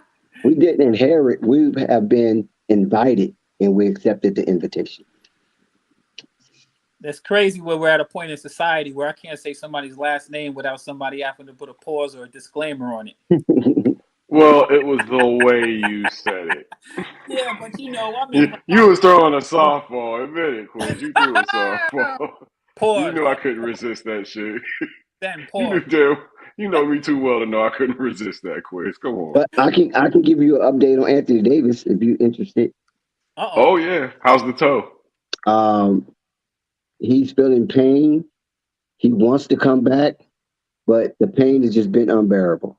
He's been trying Sounds to like do a little Anthony something Davis. on it. Yeah, yeah. He gave an interview out here, so I don't know. I'm quite sure it didn't go nationwide, but it probably will circulate tomorrow. So Yeah, that he sounds just like gave an Anthony. interview today, and he was just telling that the pain is basically is unbearable. So he have to wait till the pain subside before he can even think about really getting on the court. But he's very upset. I'm talking about like tears upset that his body didn't hold up. And when you see the play that injured him, it It was was like, nothing. yeah, it's like, I dude, told your you it feet was are like right fractured. he hurt his foot on Jokic's butt or something. Like, how do you do No, that? no, no. He hit his like his what do you call that part of your leg? His thigh. Between the ankle and the knee. Oh, his He calf. hit like His shin. yeah, shin, the shin, there you go. He hit like somewhere around the shin. Okay. And it showed, right? Because his feet was kind of just dangling. He hit Jokic shin. And then Jokic is not no built machine, you know what I'm saying? He's Like, flabby. how you hurt your toe? Listen, I'll be honest with you, basketball is not kind to the dogs. Dex, did I tell you? Listen, there was a time. I'm gonna take you guys back. Both of you guys are old enough to remember this. Remember when Michael Jordan was in the finals playing against the Lakers, and he went up for that dunk, and he pulled the ball down. I did that phenomenal left-handed leg. Remember that play? Yes. That was on AC Green. Listen, I never seen anything like that before in my life. I kicked the television in my celebration, stumped my big I toe. started using that. But of course I wasn't that high up. The But switch. I started, and then Yo, that's the thing. I hate to tell people, like, seriously, like, I've seen a lot of basketball. You guys have no idea how nice MJ was. Anyway, I stumped my toe on the television after that move, Dex. And I'm not saying this is on topic. This isn't off topic. I'm going to tell you something that happened from that. So I stumped my toe, just a basic stump of my toe. And I kicked the dang on television hard accidentally. Like, I wasn't trying to kick the television. I was just jumping up. You know how you're excited? I ended up kicking the edge of the damn TV. And my whole toe was black. My whole toenail was black. Dude, it took me 2 years. 2 years for freaking a toenail to fall all the way off, because the toenail was like hanging. It was very painful and excruciating. Like, I couldn't walk properly and stuff like that. I tried to play basketball, but people don't realize, like, these professional players put themselves through a lot of wear and tear. And now I tease Anthony have you Davis. seen Shaq's feet? I tease Anthony Davis a lot, but I'm gonna tell you something. I respect all professional. I mean, is it Shaq feet or LeBron feet? Listen, I respect professional athletes, football players, basketball players, because your toes are very sensitive, and messing those things up could really, really stifle you. People don't realize how much these professional players play through injuries that they might not list, or you might not understand. You're like, why is this guy not shooting good? And you're putting all this thing on him. These people be dealing with stuff on a day-to-day basis. Remember, they don't really have that much heel time. You know what? Somebody was shooting bad. Oh, it was Lamelo. When Lamelo was shooting bad because he had a shoulder injury, and a lot of people didn't really highlight that. But yeah, remember his shoulder was all screwed up. But I don't know how it is now. But he had that awful night where he shot 29%. Yeah, little injuries that may not even be on the report, they hinder you. You know what I mean? Yeah. So, you know what I mean? Like, shout out to AD. I call him street clothes. Listen, I have a great respect for all professional basketball players. I tease them, I kid them, I have fun with it. It's only a game, something we've been playing since a kid. You know what I mean? We could take it serious. How serious can we take it? These guys are making millions and millions of dollars to do something that they truly love. We could tease them a little bit. They're grown men. They could take it. But real talk, it's difficult when you want to do something and your body is not allowing you to do so. Trust me, Lonzo Ball would love to play basketball. But when you're dealing with pain, excruciating pain, just to move your things, and then when you have an injury, like you said something about Jamal Murray. Jamal Murray's coming back from an injury. Do you know the psychological damage that, like, you want to be able to feel comfortable doing certain things, But you know what I mean? Like it's scary to jump up in the air as high as you're jumping, because you can come down and land wrong, or you might not even have it or whatever. You know what I mean? Like there's a psychological element to it, plus a physical element to it. So all of these guys put their body in a predicament where they're, you know what I mean? These guys need to be commended. We need to respect professional athletes. We shit on them all the time, but we also need to respect them because it's not easy to do what those guys do. Those are my pieces. I just feel sorry for the guy, and I want to see him have a healthy season. It's unfortunate it's not going to happen again, but just one. That's all. I just want to see him have one healthy season. I don't know if it's ever going to happen, Sam. Probably not. AD. You know, and the funny thing is, like, that's another thing, Dex, when we're talking about LaMelo, I hate to be real. I don't mean to be the bearer of bad news, but LaMelo's, I don't even know if LaMelo's played 10 games this year yet. So, you know what I mean? Like, I think he has at Yeah, I this think he point, played right? 11. yeah, I mean, maybe just more than 10, but I'm saying he hasn't played many Mhm. games because he's been out most of the season. He just 12. came back. When he came back from his injury the first time, then he got injured the same game and went out for like another 3 weeks or something like that. The dude literally hasn't played much this year. So when I was saying 10, I was just going off the top of my head, like it Sure. was like a finite calculation. But from what I've seen and actually, you know, the games I've witnessed him play, at least as far as tracking him stat wise, I know this guy has not played that many games in the NBA this year. So it's improbable that he'd be an all-star. Just for the amount of games he's played. He's playing good in the amount of games he's played. I think he could do a little bit better on his shot selection, but you know he's hitting his three.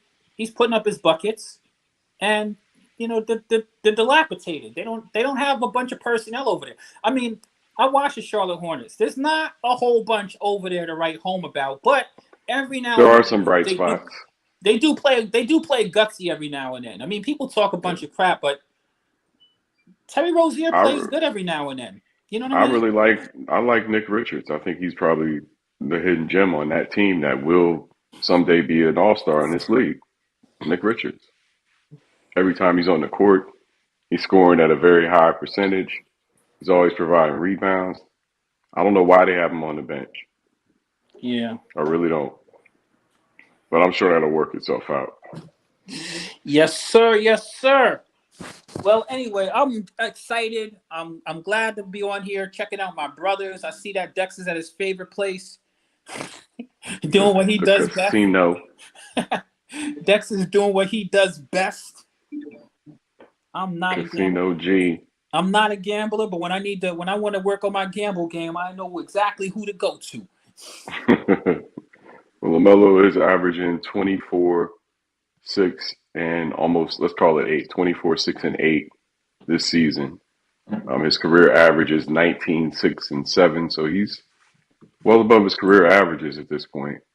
And his shooting is on par with his career as well. So not taking any drop-offs. His free throw percentages are better. His effective field goal percentage is better by a point and a half this season. So he's stepping up in terms of efficiency. But you're right, Quiz, 12 games under his belt this season out of probably 34 or 35 at this point. You know, he's young and his health will rebound. He's 21 years old. I don't have any concerns about his health at this point.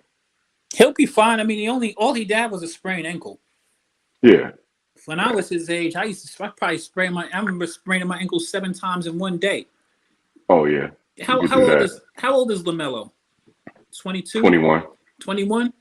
Mm-hmm. Yeah, he's fortunate. He's blessed with serious youth. 21. Oh, yeah. You could do a lot at 21. You have a lot of bounce back. You have a lot of you heal quicker. You know what I mean? He's only 21 and untouched by anyone. No one throws, bangs, or flows. Also, I keep it running like pantyhose. And I'm talking about dropping out old school. What's that? Rakim? that's Kane. Kane. All right. Same cloth. Yeah. Same cloth. Yeah. I was a big Kane fan myself back then. 3 cuts in the eyebrow trying to wild out. Oh, Isaiah That's Curry, Joe. my feelings are so hurt. Isaiah Curry, please take back your comments. Isaiah, you need to man up, pop up on the panel, Isaiah. Come on, bro. Right. Pop up on the panel, bro. Stop hiding under the rocks, bro. He said I never give LeBron props. I saw that too. I got a whole video on my channel from what 2 weeks ago. LeBron made my heart warm today. I do both. I give him props, and you know I don't have any problem against LeBron James except the Jordan argument, which is really not an argument at all. It's just that a certain generation thinks that they got to have it their way, and they're going to do whatever they got to do to be right. And I'm Yeah, not going to let them. their I'm not going to arguments let are them just. crazy. They're terrible, and I'm not just going to let them have it. And The they only need to know. the reason why those arguments are so terrible is disrespectful. Like, in fact, I can't wait till me and you get back on, Zen. I have a real topic I want to talk about because I think it'll put things into proper perspective about the history of this game. Because there are players out there, like I remember when I was a kid and Kareem was ending out his career. You know what I mean? My dad was talking about how great Kareem was, and I didn't see it because I didn't see Kareem playing his Because heyday. he was 42 years old, yeah. But I want to tell people something. Kareem Abdul has held the scoring title in the NBA for most points, which is a longevity stat. But he's held that for what, a couple of decades. 40 years. Right. He's held it for decades. And I want to share something with you. Kareem only won 2 scoring titles. He only won 2 scoring titles. I want you to think. LeBron's only won 1. Listen, exactly. So I want you to think about something. This dude been a bucket for a minute. A minute. His name is still in the record books. You see dudes when you're moving up the record books and you're passing an accolade for Kareem Abdul-Jabbar, you are doing something. Another thing to think about. Karl Malone never held a scoring title. He's 3rd in the all-time scoring list. And think about it. And People talk Karl about Malone. people talk about people with these games that are so unbeatable. Karl Malone had a midi. Most of the most elite scorers in the NBA, first off, they had a crazy mid-range game because that's where most of their buckets are coming from, and they also know how to get the freaking foul. These people know how to play the game. They know how to score. Not everybody in the league knows how to do that. It's like somebody was talking in Instagram about the officiating. I never really worry too much about the officiating, only because the players, we have to remember, are professionals. The difference between me playing in the playground or playing in, the YMCA or something like that, as a professional, you play basketball for a career. So you know that officials sometimes officiate games different way, and sometimes you have to adjust your game to the way you're being officiated. And sometimes you have to make them blow the whistle by taking people to the hole and not just sitting around and like you can't leave the game in the ref's hands at some point. Sometimes you got to do what you got to do. Tonight, perfect example. This is the thing when I was talking about LeBron's energy level. It was late in the game. It was coming down. The Lakers were up a little bit.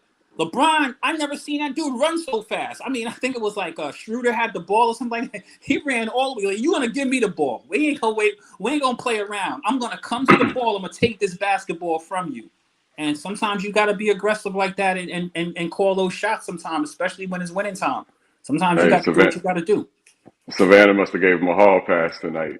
It wasn't even Savannah. His mom was out there. Listen, his mom was out there, Zen. Like, his mom was out there. You could see his mom. And in his post-game interview was so dope. Yeah, his roll dog. That's who he going to be partying with tonight is his mom's.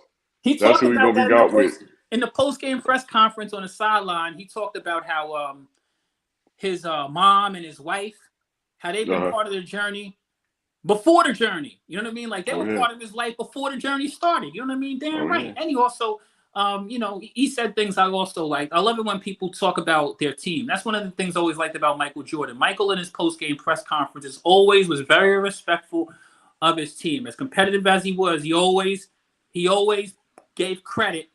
He always put respect on the people he played with. It was never just about, hey, I put all these buckets in. It's all about me. He was always propping up the people he played with. He always had a humble approach in his post game press conference, and I like when dudes do that. That's what I like what LeBron did tonight. And since his birthday, that's the only thing I wanted to give him a shout out. I didn't want to take over the show, but I think that you only get a birthday once, and it's a dude who's playing 20 years in the NBA. That's greatness. And the dude's about to take the scoring title. Now, I don't think that makes him the GOAT, but that still means that he's in the conversation, and he is legitimately the greatest player of this generation for sure. I don't know. Steph Curry, I don't know.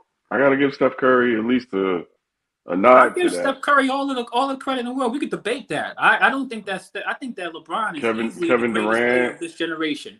I like Kevin KD Durant. too. You think those guys I are don't greater know. than LeBron? I mean, Steph could make an argument. 4 rings, you know what I mean? One team, build a dynasty, didn't go hopping around, build it, homegrown, did it the old-fashioned way. He can make an argument. I like Steph, but Steph has other people there too. Remember, Iguodala won an MVP of a finals. KD's won some finals MVPs. And I'm not saying it to take anything away from Steph. I think that Steph could make an argument, but at the same time, you could then go. Well, you could go Kyrie saved LeBron. You could say Ray Allen saved LeBron. We could say all of that. We could say all you of could that. say But the bubble saved LeBron. You could say a number of things. We could say a bunch of things, but we could also say he's been to the finals 10 times. We could also say that. Yeah. And I think he went 9 in a row, right, Dex? But we could say if he was in the Western Conference, he'd have been 3 for 9. Maybe. If he didn't hide out in the East, then he'd have been 3 for 9. I mean, if it was a fifth, we'd all be high. Yeah. If it was a fifth, we'd be drunk. If it was a split, we'd be high, right? You know what I mean? Maybe. All I'm saying is Steph won 4 out of the Western Conference. He didn't go high in a weaker conference. He won it in the tougher conference as well. I mean, his team was so good that he enticed his competitor to come play with him. Right. I mean, Steph had a 72-win season, yeah. But I mean, like I said, Steph had Clay with him the whole time, and that's not to take anything away from Clay. He had Iguodala. I mean, they had a strong team for quite a long time, and it's debatable if Steph was always the best. It's debatable if Steph was always the best player on his own team. This is the right conversation to have, I think. Leave Mike out of it. No, Damian I Lillard don't. has a 30 This piece has tonight. nothing to do. This has nothing to do with Mike. This is just about Steph and LeBron, and you know what I mean. I think it's a good conversation anyway. Like I said, I got LeBron as the greatest player of this generation. I don't got nothing against Steph. I love Steph. I just don't think he's greater than LeBron James. I don't know. Greatest shooter of all time? I don't know. I mean, Ray Allen was the greatest shooter before that. So was Reggie Miller. We didn't talk about they were the greatest player in the league. Just because you're the greatest, just because you hit a bunch of threes doesn't necessarily, you know what I mean? Like, I mean, and I like Steph. Those guys never led dynasties. Those guys never built dynasties. They were never the cornerstone of a dynasty. Well, I mean, I definitely think that I don't think you can be the best player if you don't play defense. So that eliminates Steph. Ooh. You think it's just a defensive thing, Dex? You don't think that if Steph plays some defense, then he probably will be ranked up there. But he didn't play defense. Defense ain't all that. LeBron ain't played defense in 10 years, man. What are you talking about? Bro. But he did though. Listen, he ain't played defense in 10 years. I love it. Real conversation. How long LeBron been in the league? 20 years. Okay. So if he didn't play in 10 years, the first 10 years he did. So he got 10 years worth of defense, and Steph got 0. That motherfucker been in the NBA so long. There's kids that was born. They're juniors in college. Hold on. Let's stop it. Let's stop it. He's been in the league so long. I'm here to tell you something. Countries created. Listen, there were points where LeBron was hands down the best player in the NBA. And for a substantial amount of time, including some of the finals he played against Steph. Right? Because seriously, there's one of those finals that he played, and this dude did. What didn't the dude do? Yeah, it was going to give him MVP. You know that, right? I don't know. What's that? Quiz. They was going to give LeBron MVP, and he would have been the second player in NBA history to win an MVP on a losing team. But they gave it to Andre Iguodala. Anthony Davis really should have got that MVP in Orlando. He probably should have. That's the reason why I don't have as much stock in MVPs, because they're very subjective, and the voting process. I'm not really in love with those all the way, because they're not, to me, universal. Sometimes people win MVPs that they don't necessarily deserve, but at the end of the day, MVP is a strong accolade. But what I'm saying is, like, LeBron had a nice stretch where I don't think there was even much debate that he was the best player in the league. I'm just giving folks shit. I'll And I just don't give think there was LeBron second. any year. For, he's to me for the last Look, 15, he was the best. let me say this, all right, about my Steph argument, and maybe I'm wrong. You guys, 15 in the last 20, I'd say. listen, Sorry about that, Quiz. you could tell me, Quiz, you are dead ass wrong. You don't know what the F you're talking about. But I don't remember not one year that Steph Curry was the hands down best player in the NBA. Well, he was pretty close to it this season before he got hurt.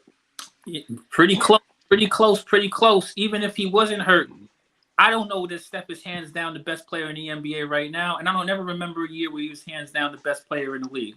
I can say that about LeBron, though. A couple of years. I'll just look at Steph's winning and the period of time in which he was able to acquire 4 championships and how he did it with the same team and leadership. You know, that's consistent. I just feel like It wasn't Steph leadership. Correction. it's well, Steve Kerr, and you know, if we're giving LeBron credit for his leadership, then I'm going to give Steph credit for his. He's the one who let Kevin Durant come to his team in the first place. So I say that's leadership, to be able to step aside, even though you're the greatest shooter ever, and let somebody else kind of take the leading, and at least in terms of scoring. That's leadership. So, So do you think at that sacrifice time? for his team. LeBron never sacrificed for his team.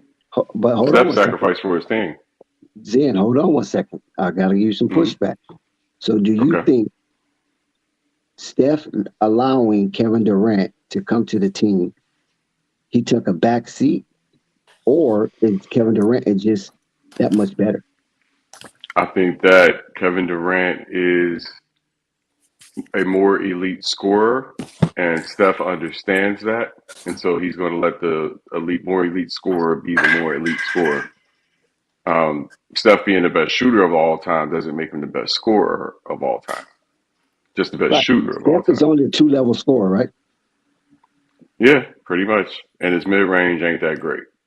He got to catch you sleeping in the mid range. Well, I know that when they had KD came off of a scoring title or so, coming over the Golden State Warriors, and he was debatably the player in the league at that time. KD himself, not Steph, was debatably the best player in the league. Him and LeBron at that time, those two were the ones who were kind of back and forth. Steph definitely was the best shooter. Never had an issue with his shooting. But you know, my only thing is, you know, like I said, I still have LeBron as the best player of his generation, hands down. Still early notice, to be honest with you. And you know, I mean, there's certain things that could change, but it's kind of hard for me, because even though I give LeBron flack because he didn't win as many championships, he didn't get a three-peat like I think he could have. I think his championship he won in Cleveland was a monumental championship for several reasons. And the reason why I like that championship more than I like a lot of championships is just because of this. LeBron was drafted by Cleveland. He was a hometown boy. He had it on the record. He already stated that he wanted to win a championship for Cleveland, which was bigger than even basketball. And when he accomplished that, and when he did accomplish that, he was the best player on the planet. And so should KD go to the Wizards and win one for the Wizards? what's that? Should KD go home to DC? I would love to see him do that, but KD ain't gonna do that. Bradley Beal? Nah, KD ain't doing that. KD want to play with Kyrie. If he wins one with Kyrie, who knows? I just want to see KD put a comb to his head one of these years. I mean, this man has never used a it's comb too late in his entire career. He's never, ever. He's going bald now. He's It's never too late. Like, you got to be real. We've seen KD since he was a kid when he was playing. What was that, Texas or something? Yeah, he KD looked has dusty. never. I can legitimately tell. I remember when I was a kid, my mom just made a crack when my family came over, my friends, Nap, Crackle, and Pop. I'll never forget. She said, "You need to go take your ass down to the barber looking like Nap, Crackle, and Pop," and everybody Yeah, cracked on it. From that yeah, he point got on, Oh, some. He got, Peasy. yeah, he had some I cuckoo call him Big bugs. Peasy. They call him cuckoo bugs. His line was shot out. listen, KD, straight I straight call Peasy. KD, I call KD hot peas and butter. Remember that game, hot peas and butter? But anyway, though, I digress. Other than KD's lack of use of a comb, he's definitely been lethal, and he's definitely been in the conversation as one of the best players in the league conversation. And my thing is with the Steph, like I said, we can get into debates, but I don't really ever remember Steph being the best player in the league in any one year. I've never remembered him being a hands-down best player in the league in any year. And he's been on some good teams, and he's been a great cornerstone. He's done a lot of great things. In fact, I even think some of the stuff they did in gold, because at least the thing about Steph is at least, and I will say, give you credit on this, Steph legitimately is part of a dynasty. I don't think that LeBron ever really built a dynasty. He tried in Miami, but Failed miserably. yeah, Underachieved. they lost a couple times. They needed to win those. And I also really think that this generation I feel bad for them because these dudes haven't seen a team three-peat. Dex has, Zen has, Yeah. and you know when a Yeah. team three-peats, that shit is big, right or wrong, Dex. When a team It's not That's huge. major. That's major. Repeating is huge. Yeah. repeating is huge. Three-peating is like the stamp. And the reason why is because we've seen teams do that. So it can be done. The closest team to do that, easy. Golden State Warriors. The basketball guys didn't like that ugly over there. Yeah. KD got hurt that year. Because I think that was a shoo-in. KD and Clay got hurt. Him and Clay. Yeah. Both in the series in the same game, pretty much, right? In the same series, not same game. Series, but I mean, Clay went down. I'm almost saying the same game because Clay went down the game, and then KD went down the next game. Isn't that how it happened? I don't remember the chronological order, but I just know they both went down in that Toronto series. Toronto Houston series. Tim Duncan won 4 championships on LeBron James' watch. Facts. Yes. 5 total. Mm-hmm. 4 on his watch. Steph Curry won 4 championships on LeBron James' watch. Yeah. Listen, Zen, you need to stop. You need to put that in context. I mean, the Spurs got 3 Hall of Famers. What's out of context with that? That's real. 3 Hall of Famers? How many Hall of Famers LeBron played with? Probably 80. No, at that time. None. I don't know, man. 0. I don't know, so man. Don't do that. Don't do LeBron like that. You don't think that Chris Bosh is a Hall of Famer? No. They celebrated him like he was one. He's a Hall of Famer. I mean, he's a Hall of Famer, but he's really, he made the Hall of Fame. But champion. Yeah, Dwayne Wade, no doubt. LeBron played with Shaq. Ray Allen. No, come on, don't bring up. Those are Hall of Famers. Come on, stop it, Dex. He played with some Hall of Famers. Come on, Shaq and Cleveland. Come on, man. Don't bring up Shaq and Cleveland. Ray Allen was past his prime. Dex, you got Zen, you got Dex sweating over there. Yeah, because Tim Duncan in that era, LeBron wasn't even much to think about, even though they did play one time and Cleveland got swept. It was more Lakers in San Antonio in the Tim Duncan era, really. Well, man, Tim Duncan's accolades are crazy. With the Miami, they 1-1. Yeah, but Tim Duncan ain't win by himself, man. Tim Duncan had a nice team, man. Tony Parker. Hall of Fame. That's what I'm trying to explain to you guys. That's a serious team, yeah. I respect that. See, Dex, I'm not a hater. I respect that it takes a team to win a championship. And they 1-1. They went 1-1. LeBron LeBron, Miami, and Tim Those early Duncan's. Cleveland teams weren't great teams. Him No, they playing got swept. with Ilgauskas and what you call it, and Varejao. Ilgauskas was an All-Star. Yeah, Ilgauskas was an all-star before LeBron got there. That's true, but LeBron played with Ilgauskas. You know what I mean? Like the aftermarket Ilgauskas. He didn't play with the. Right. Mo Exactly. Williams was an All-Star. Yeah, Mo Williams was an all-star by virtue of the fact that I don't know how, but I guess that there wasn't that much other guards out there. But I was never really Shit, I know interested in how. Mo Williams. We had Mo Williams for 2 years here in Portland. I loved having Mo Williams around. I know how he was an All-Star. Dude is gritty. I liked Mo Williams, but I wasn't in love with Mo Williams, to say it like that. Well, he only had that one good year. That's it. That was the only All-Star he had. Was with Exactly. He was LeBron. gritty. Yeah, he played with All-Stars. I'm not saying that LeBron didn't play with all-stars, but at the same time, I'm not even going so far as what you're going, but I think that you also do have a point, Zen. I'm not mad at your point. I'm trolling. My thing with LeBron is you've had your chance. You had your chance to do some really extra things. Now you have a chance to secure the ultimate scoring title, which is a longevity accolade, which is good for you. I'd like to see. I like where LeBron is at right now. I mean, he's still viable. He's still playing good basketball. Every team LeBron been on, he took them to the championship. Facts. Did he suggest that he may be looking for a trade today or yesterday when he made that comment? That's some BS. That's some BS. And then how do He's y'all going feel to about Portland, him? right? He's going to Portland. And how do y'all feel about him calling himself the GOAT today? I mean, I never liked LeBron calling himself the GOAT any time. For the second time. For the second time now. The GOATs never called themselves the GOAT. Everybody else told them that they was the GOAT. So, I mean, but that's just some new generation stuff. These dudes. These dudes want to celebrate. They want to celebrate. LL called himself the GOAT.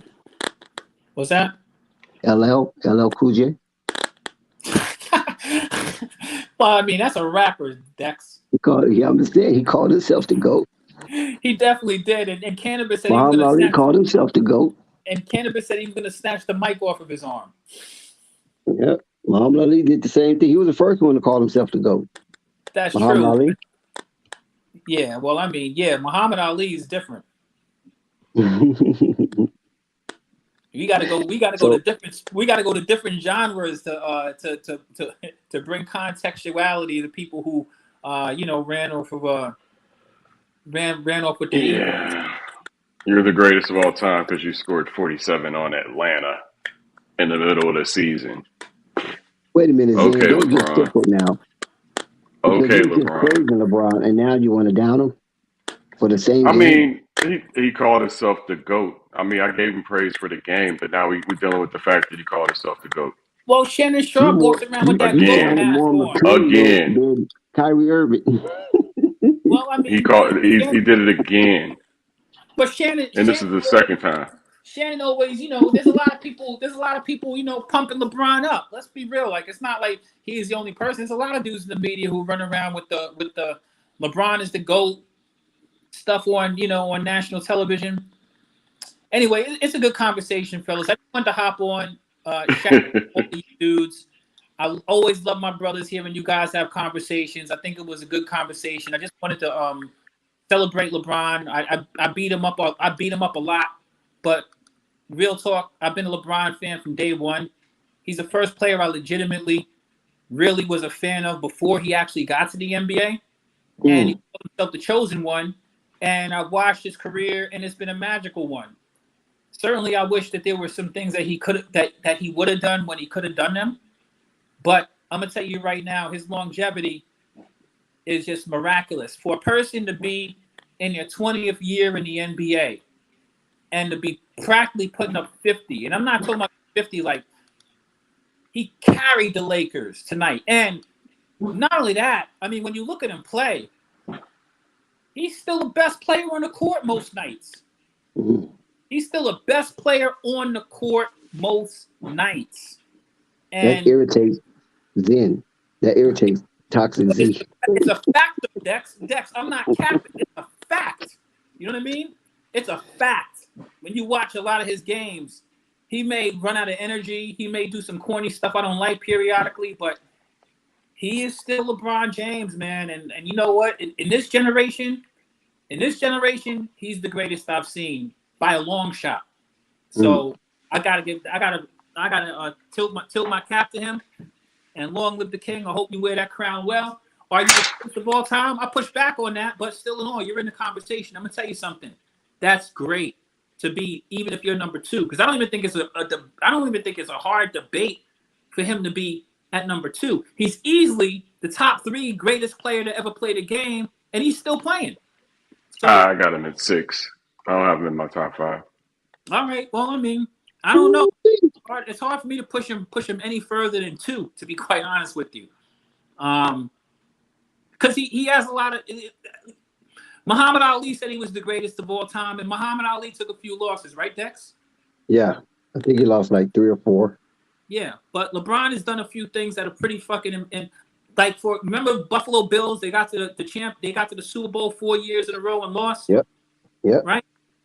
The Buffalo Bills would have been unsung, one of the greatest teams in NFL history. But Jim Kelly and company. Yeah, so winning is important. That's the thing I'm saying to say that. So when LeBron took those losses, I hate to tell it, the LeBron fans out there, like when LeBron took some of those losses that he should have won, you know, and me, myself personally, just as a basketball. Losses in championship. Listen, Dex, think about it. If LeBron would have got 1 3-peat, remember Michael Jordan got 2 3-peats. If LeBron would have got 1 3-peat when he was with that Heat team, if he would have got just one, would have loaded deck. Because they loaded up. That's what they went there for. If he would have pulled off one of those 3-peats, not 3, not 4, not 5, and not only that, but choked in 2011 against Dallas. And I mean, choked bad. That was a hard one right there. Dudes came and really went That's at him. definitely a stain on his legacy. Dudes went at him hard. Dudes went at him hard. So for me, that hinders him. How much does it hinder him? It depends on. I don't give out participation trophies. I respect dudes for doing what they have to do to get what they have to get. I don't think that anybody won a championship was easy. I hate when people start talking about you can only play who's in front of you, and you got to make it to the finals in order to compete for a championship. LeBron making it to 9, 10 finals, to me, is also different. I mean, I never seen that in my life. LeBron came in a row, consecutively. Yeah, that's mad crazy right there.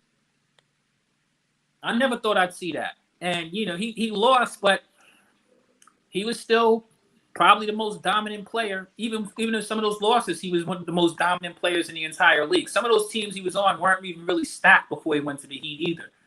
The Heat was when he started stacking, but those Cavalier teams were meager teams. They overachieved. Yeah, they overachieved. Yeah, but he changed it. People talk about the first Cavalier team, not the second Cavalier team. But I also think that LeBron changed the league also in a way that people don't really want to give. They give Steph credit for changing the game. I think LeBron changed the game. I think that he made people say, hey, you know something, we really got to go and build up our superpowers, because LeBron built up to deal with them Celtics, and KD said, I'm not losing to this guy again after he lost in the finals. And he went and teamed up with the Warriors, and shoot, teams weren't just going to sit around and just let you win. A lot of teams got better and built up and stacked up a lot of superstar power to what we see today. Teams nowadays have multiple superstars on them. A majority of teams, right or wrong, Dex? Yeah. Man, had KD not snapped his Achilles, though, just imagine. They probably would have won 4. KD's different, and I'm not even like I've not been the hugest KD fan, but in the next joint that me and you do, you're gonna hear me do something real different, and that's gonna be give KD his props, because he's earned them and he deserves them. And I think that even though people give it to him, I don't like those kind of titles like greatest player on the planet sort of stuff or whatever. But KD has moments, but KD is a dominant player, and I'm gonna prove it to people soon, because some people just, you know, like Roy Jones had that song, "You Must Have Forgot." KD's one of the most dominant players in the NBA right now. Even as we speak, he's one of the most dominant players in the league, and it's crazy because he's been around for a while himself too. All right, fellas. I know people tired of hearing me run my mouth. It's getting late over here for me on the East Coast. Love you, brothers. Shout out to Flight Sports, the machine. Voice of the voiceless. Power to the people. All right, there, Quiz. The chat. Shout out to all you dudes. Catch up with you guys later. Love, peace. Don't forget the hair grease. Yes, sir. Peace out. Salute. Yeah, that was our main man quiz. With the New York swag down in Florida in the Sunshine State. But I don't know how much sunshine is down there right now with all this crazy weather coming off the Atlantic. But I just hope everybody's safe, sound, and doing their thing and bring into usher in the new year with a better approach than they did leaving 2022. So let's see how Well, that much was prosperity we get. my partner in pod at Stay Lethal Podcast. Of course, we took Christmas off. I don't know. It's up to Quiz as to whether or not we're going to do New Year's Day. This is his week to produce, or his episode to produce, so it'll be up to him. But yeah, look for Stay Lethal Podcast either this Sunday or next. Well, we still got one game remaining. Yeah, I got Portland is I'm down by 4. 1 I'm minute probably and 36 lagging. seconds left. Yeah, I guess I'm not lagging too badly. My stream seems to be actually okay tonight for once. They choking. Led the whole game and they choked out in the last couple minutes. It said Jordan Poole got a 40 piece. He dropped 40 apples on y'all head. Yeah. I think Clay might have one too. Or close to it. What? Yeah, he went off. Draymond out there shooting threes. Come on, Dre. I got 1:15 on the clock. It's still I'm going to on. actually go ahead and put this game on. Yeah, here we go. But yeah, what do you think about Nick Richards, Dex? You think I do Well, think he's the bright spot of the prospects on that team. yeah, Nick Richards is cool. I think he's injured right now. So when he gets back, Mark Williams kind of made his arrival. Announced, Dame Lillard. Okay, down by 2. 1 minute. Hey, 1 minute left. Ben. Jordan Poole with the ball. When you Here we got go. That shooters, you're fast clock never is really on. out of it. Hey, that fast clock is on. Jordan Poole turned the ball over. Mm-hmm. When you got shooters, you're never 52 really out seconds of left. it. I'm looking at while the game's winding down, I'm looking at Nick Richards' stats. That fast clock is ticking, boy. 62% from the floor this year. Oh, Portland turned it over. God damn. 33 Damn, seconds. my stream is 30 actually on point. 25 seconds. Ooh, who shot? Ooh, a killer, a dagger. DiVincenzo. I don't even know who. DiVincenzo with the dagger. Yep, with the dagger. He shot that with so much confidence. Yeah, that's a wrap. Dante DiVincenzo knocks it down. 5-point lead.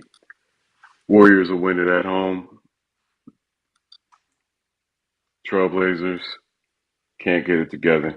Yeah, Anthony just shot a wild shot, I unnecessary. saw her all over the floor and He shit. ripped Looking Dame. crazy. Devin Singer he ripped Dame. Yeah.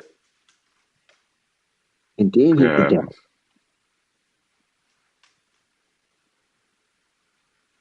And Dame left DiVincenzo wide open.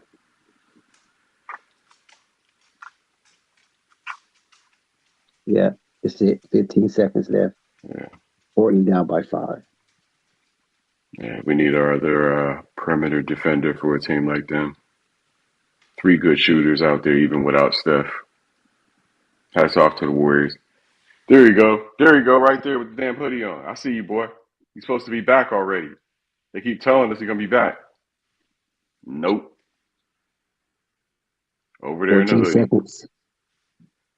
Sorry, Basil. I don't hate the Warriors. In fact, I got a Warriors hat en route right now. Blue with gold letters. It just says Warriors across the front. It don't say. I don't think it's in San Francisco. It's a cold ass hat. Jordan Poole hit the first free throw.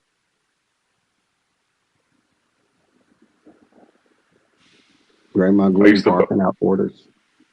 I used to buy gear based only on the teams that I like, and then I discovered that I just love some gear, no matter what team it's from. And then if you rock different outfits with different, you notice, oh well, this hat goes with this outfit, and you don't really, if you don't care, you know what I mean? That's why I'm always rocking different hats and stuff, because it's all about the hat as opposed to loyalty to a team. When you see me rocking my Blazers shit, that's loyalty to a team. Or my Boston shit, that's loyalty to a team. But a hat, shit, I was wearing the Pacers yesterday. It's all about the hat, Dex.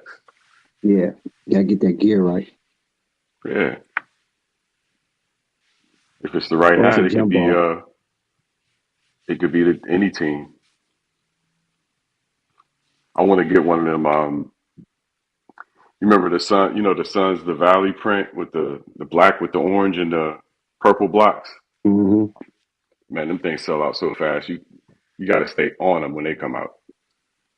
That's official. It's over with. Yeah, that's a wrap. 118, 112. I don't know, man. They're mid. That's all I can say for them is they're mid. This is where they're going to be, unless they make a change. Game at 34. Wonder what happened to Grant. The defense. 19. But defensively, they weren't too bad. 118 to this team without Steph. Let me see.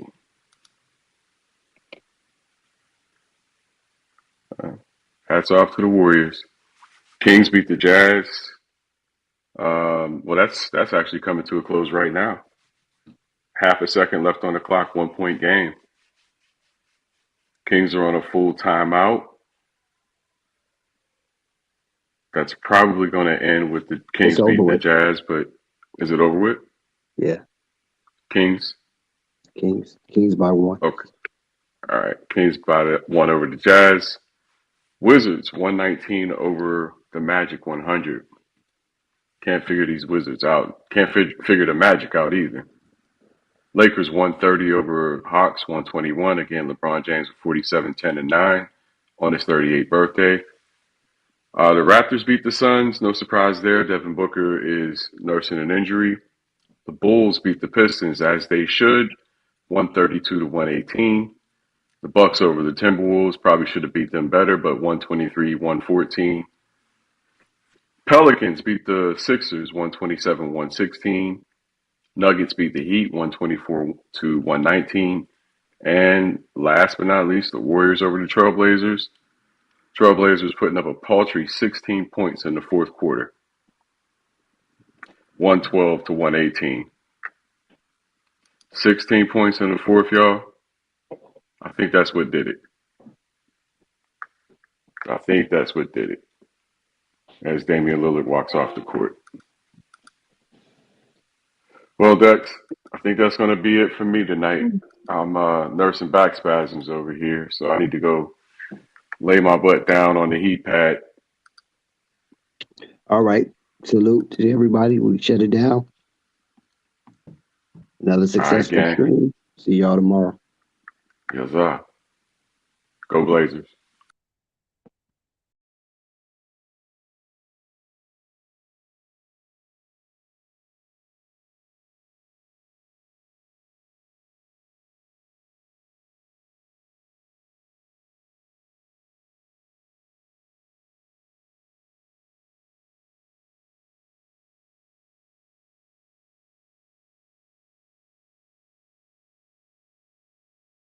Flight Sports TV, man. That's my dude. I rolls with him. You heard what the man said. It's Flight Sports TV.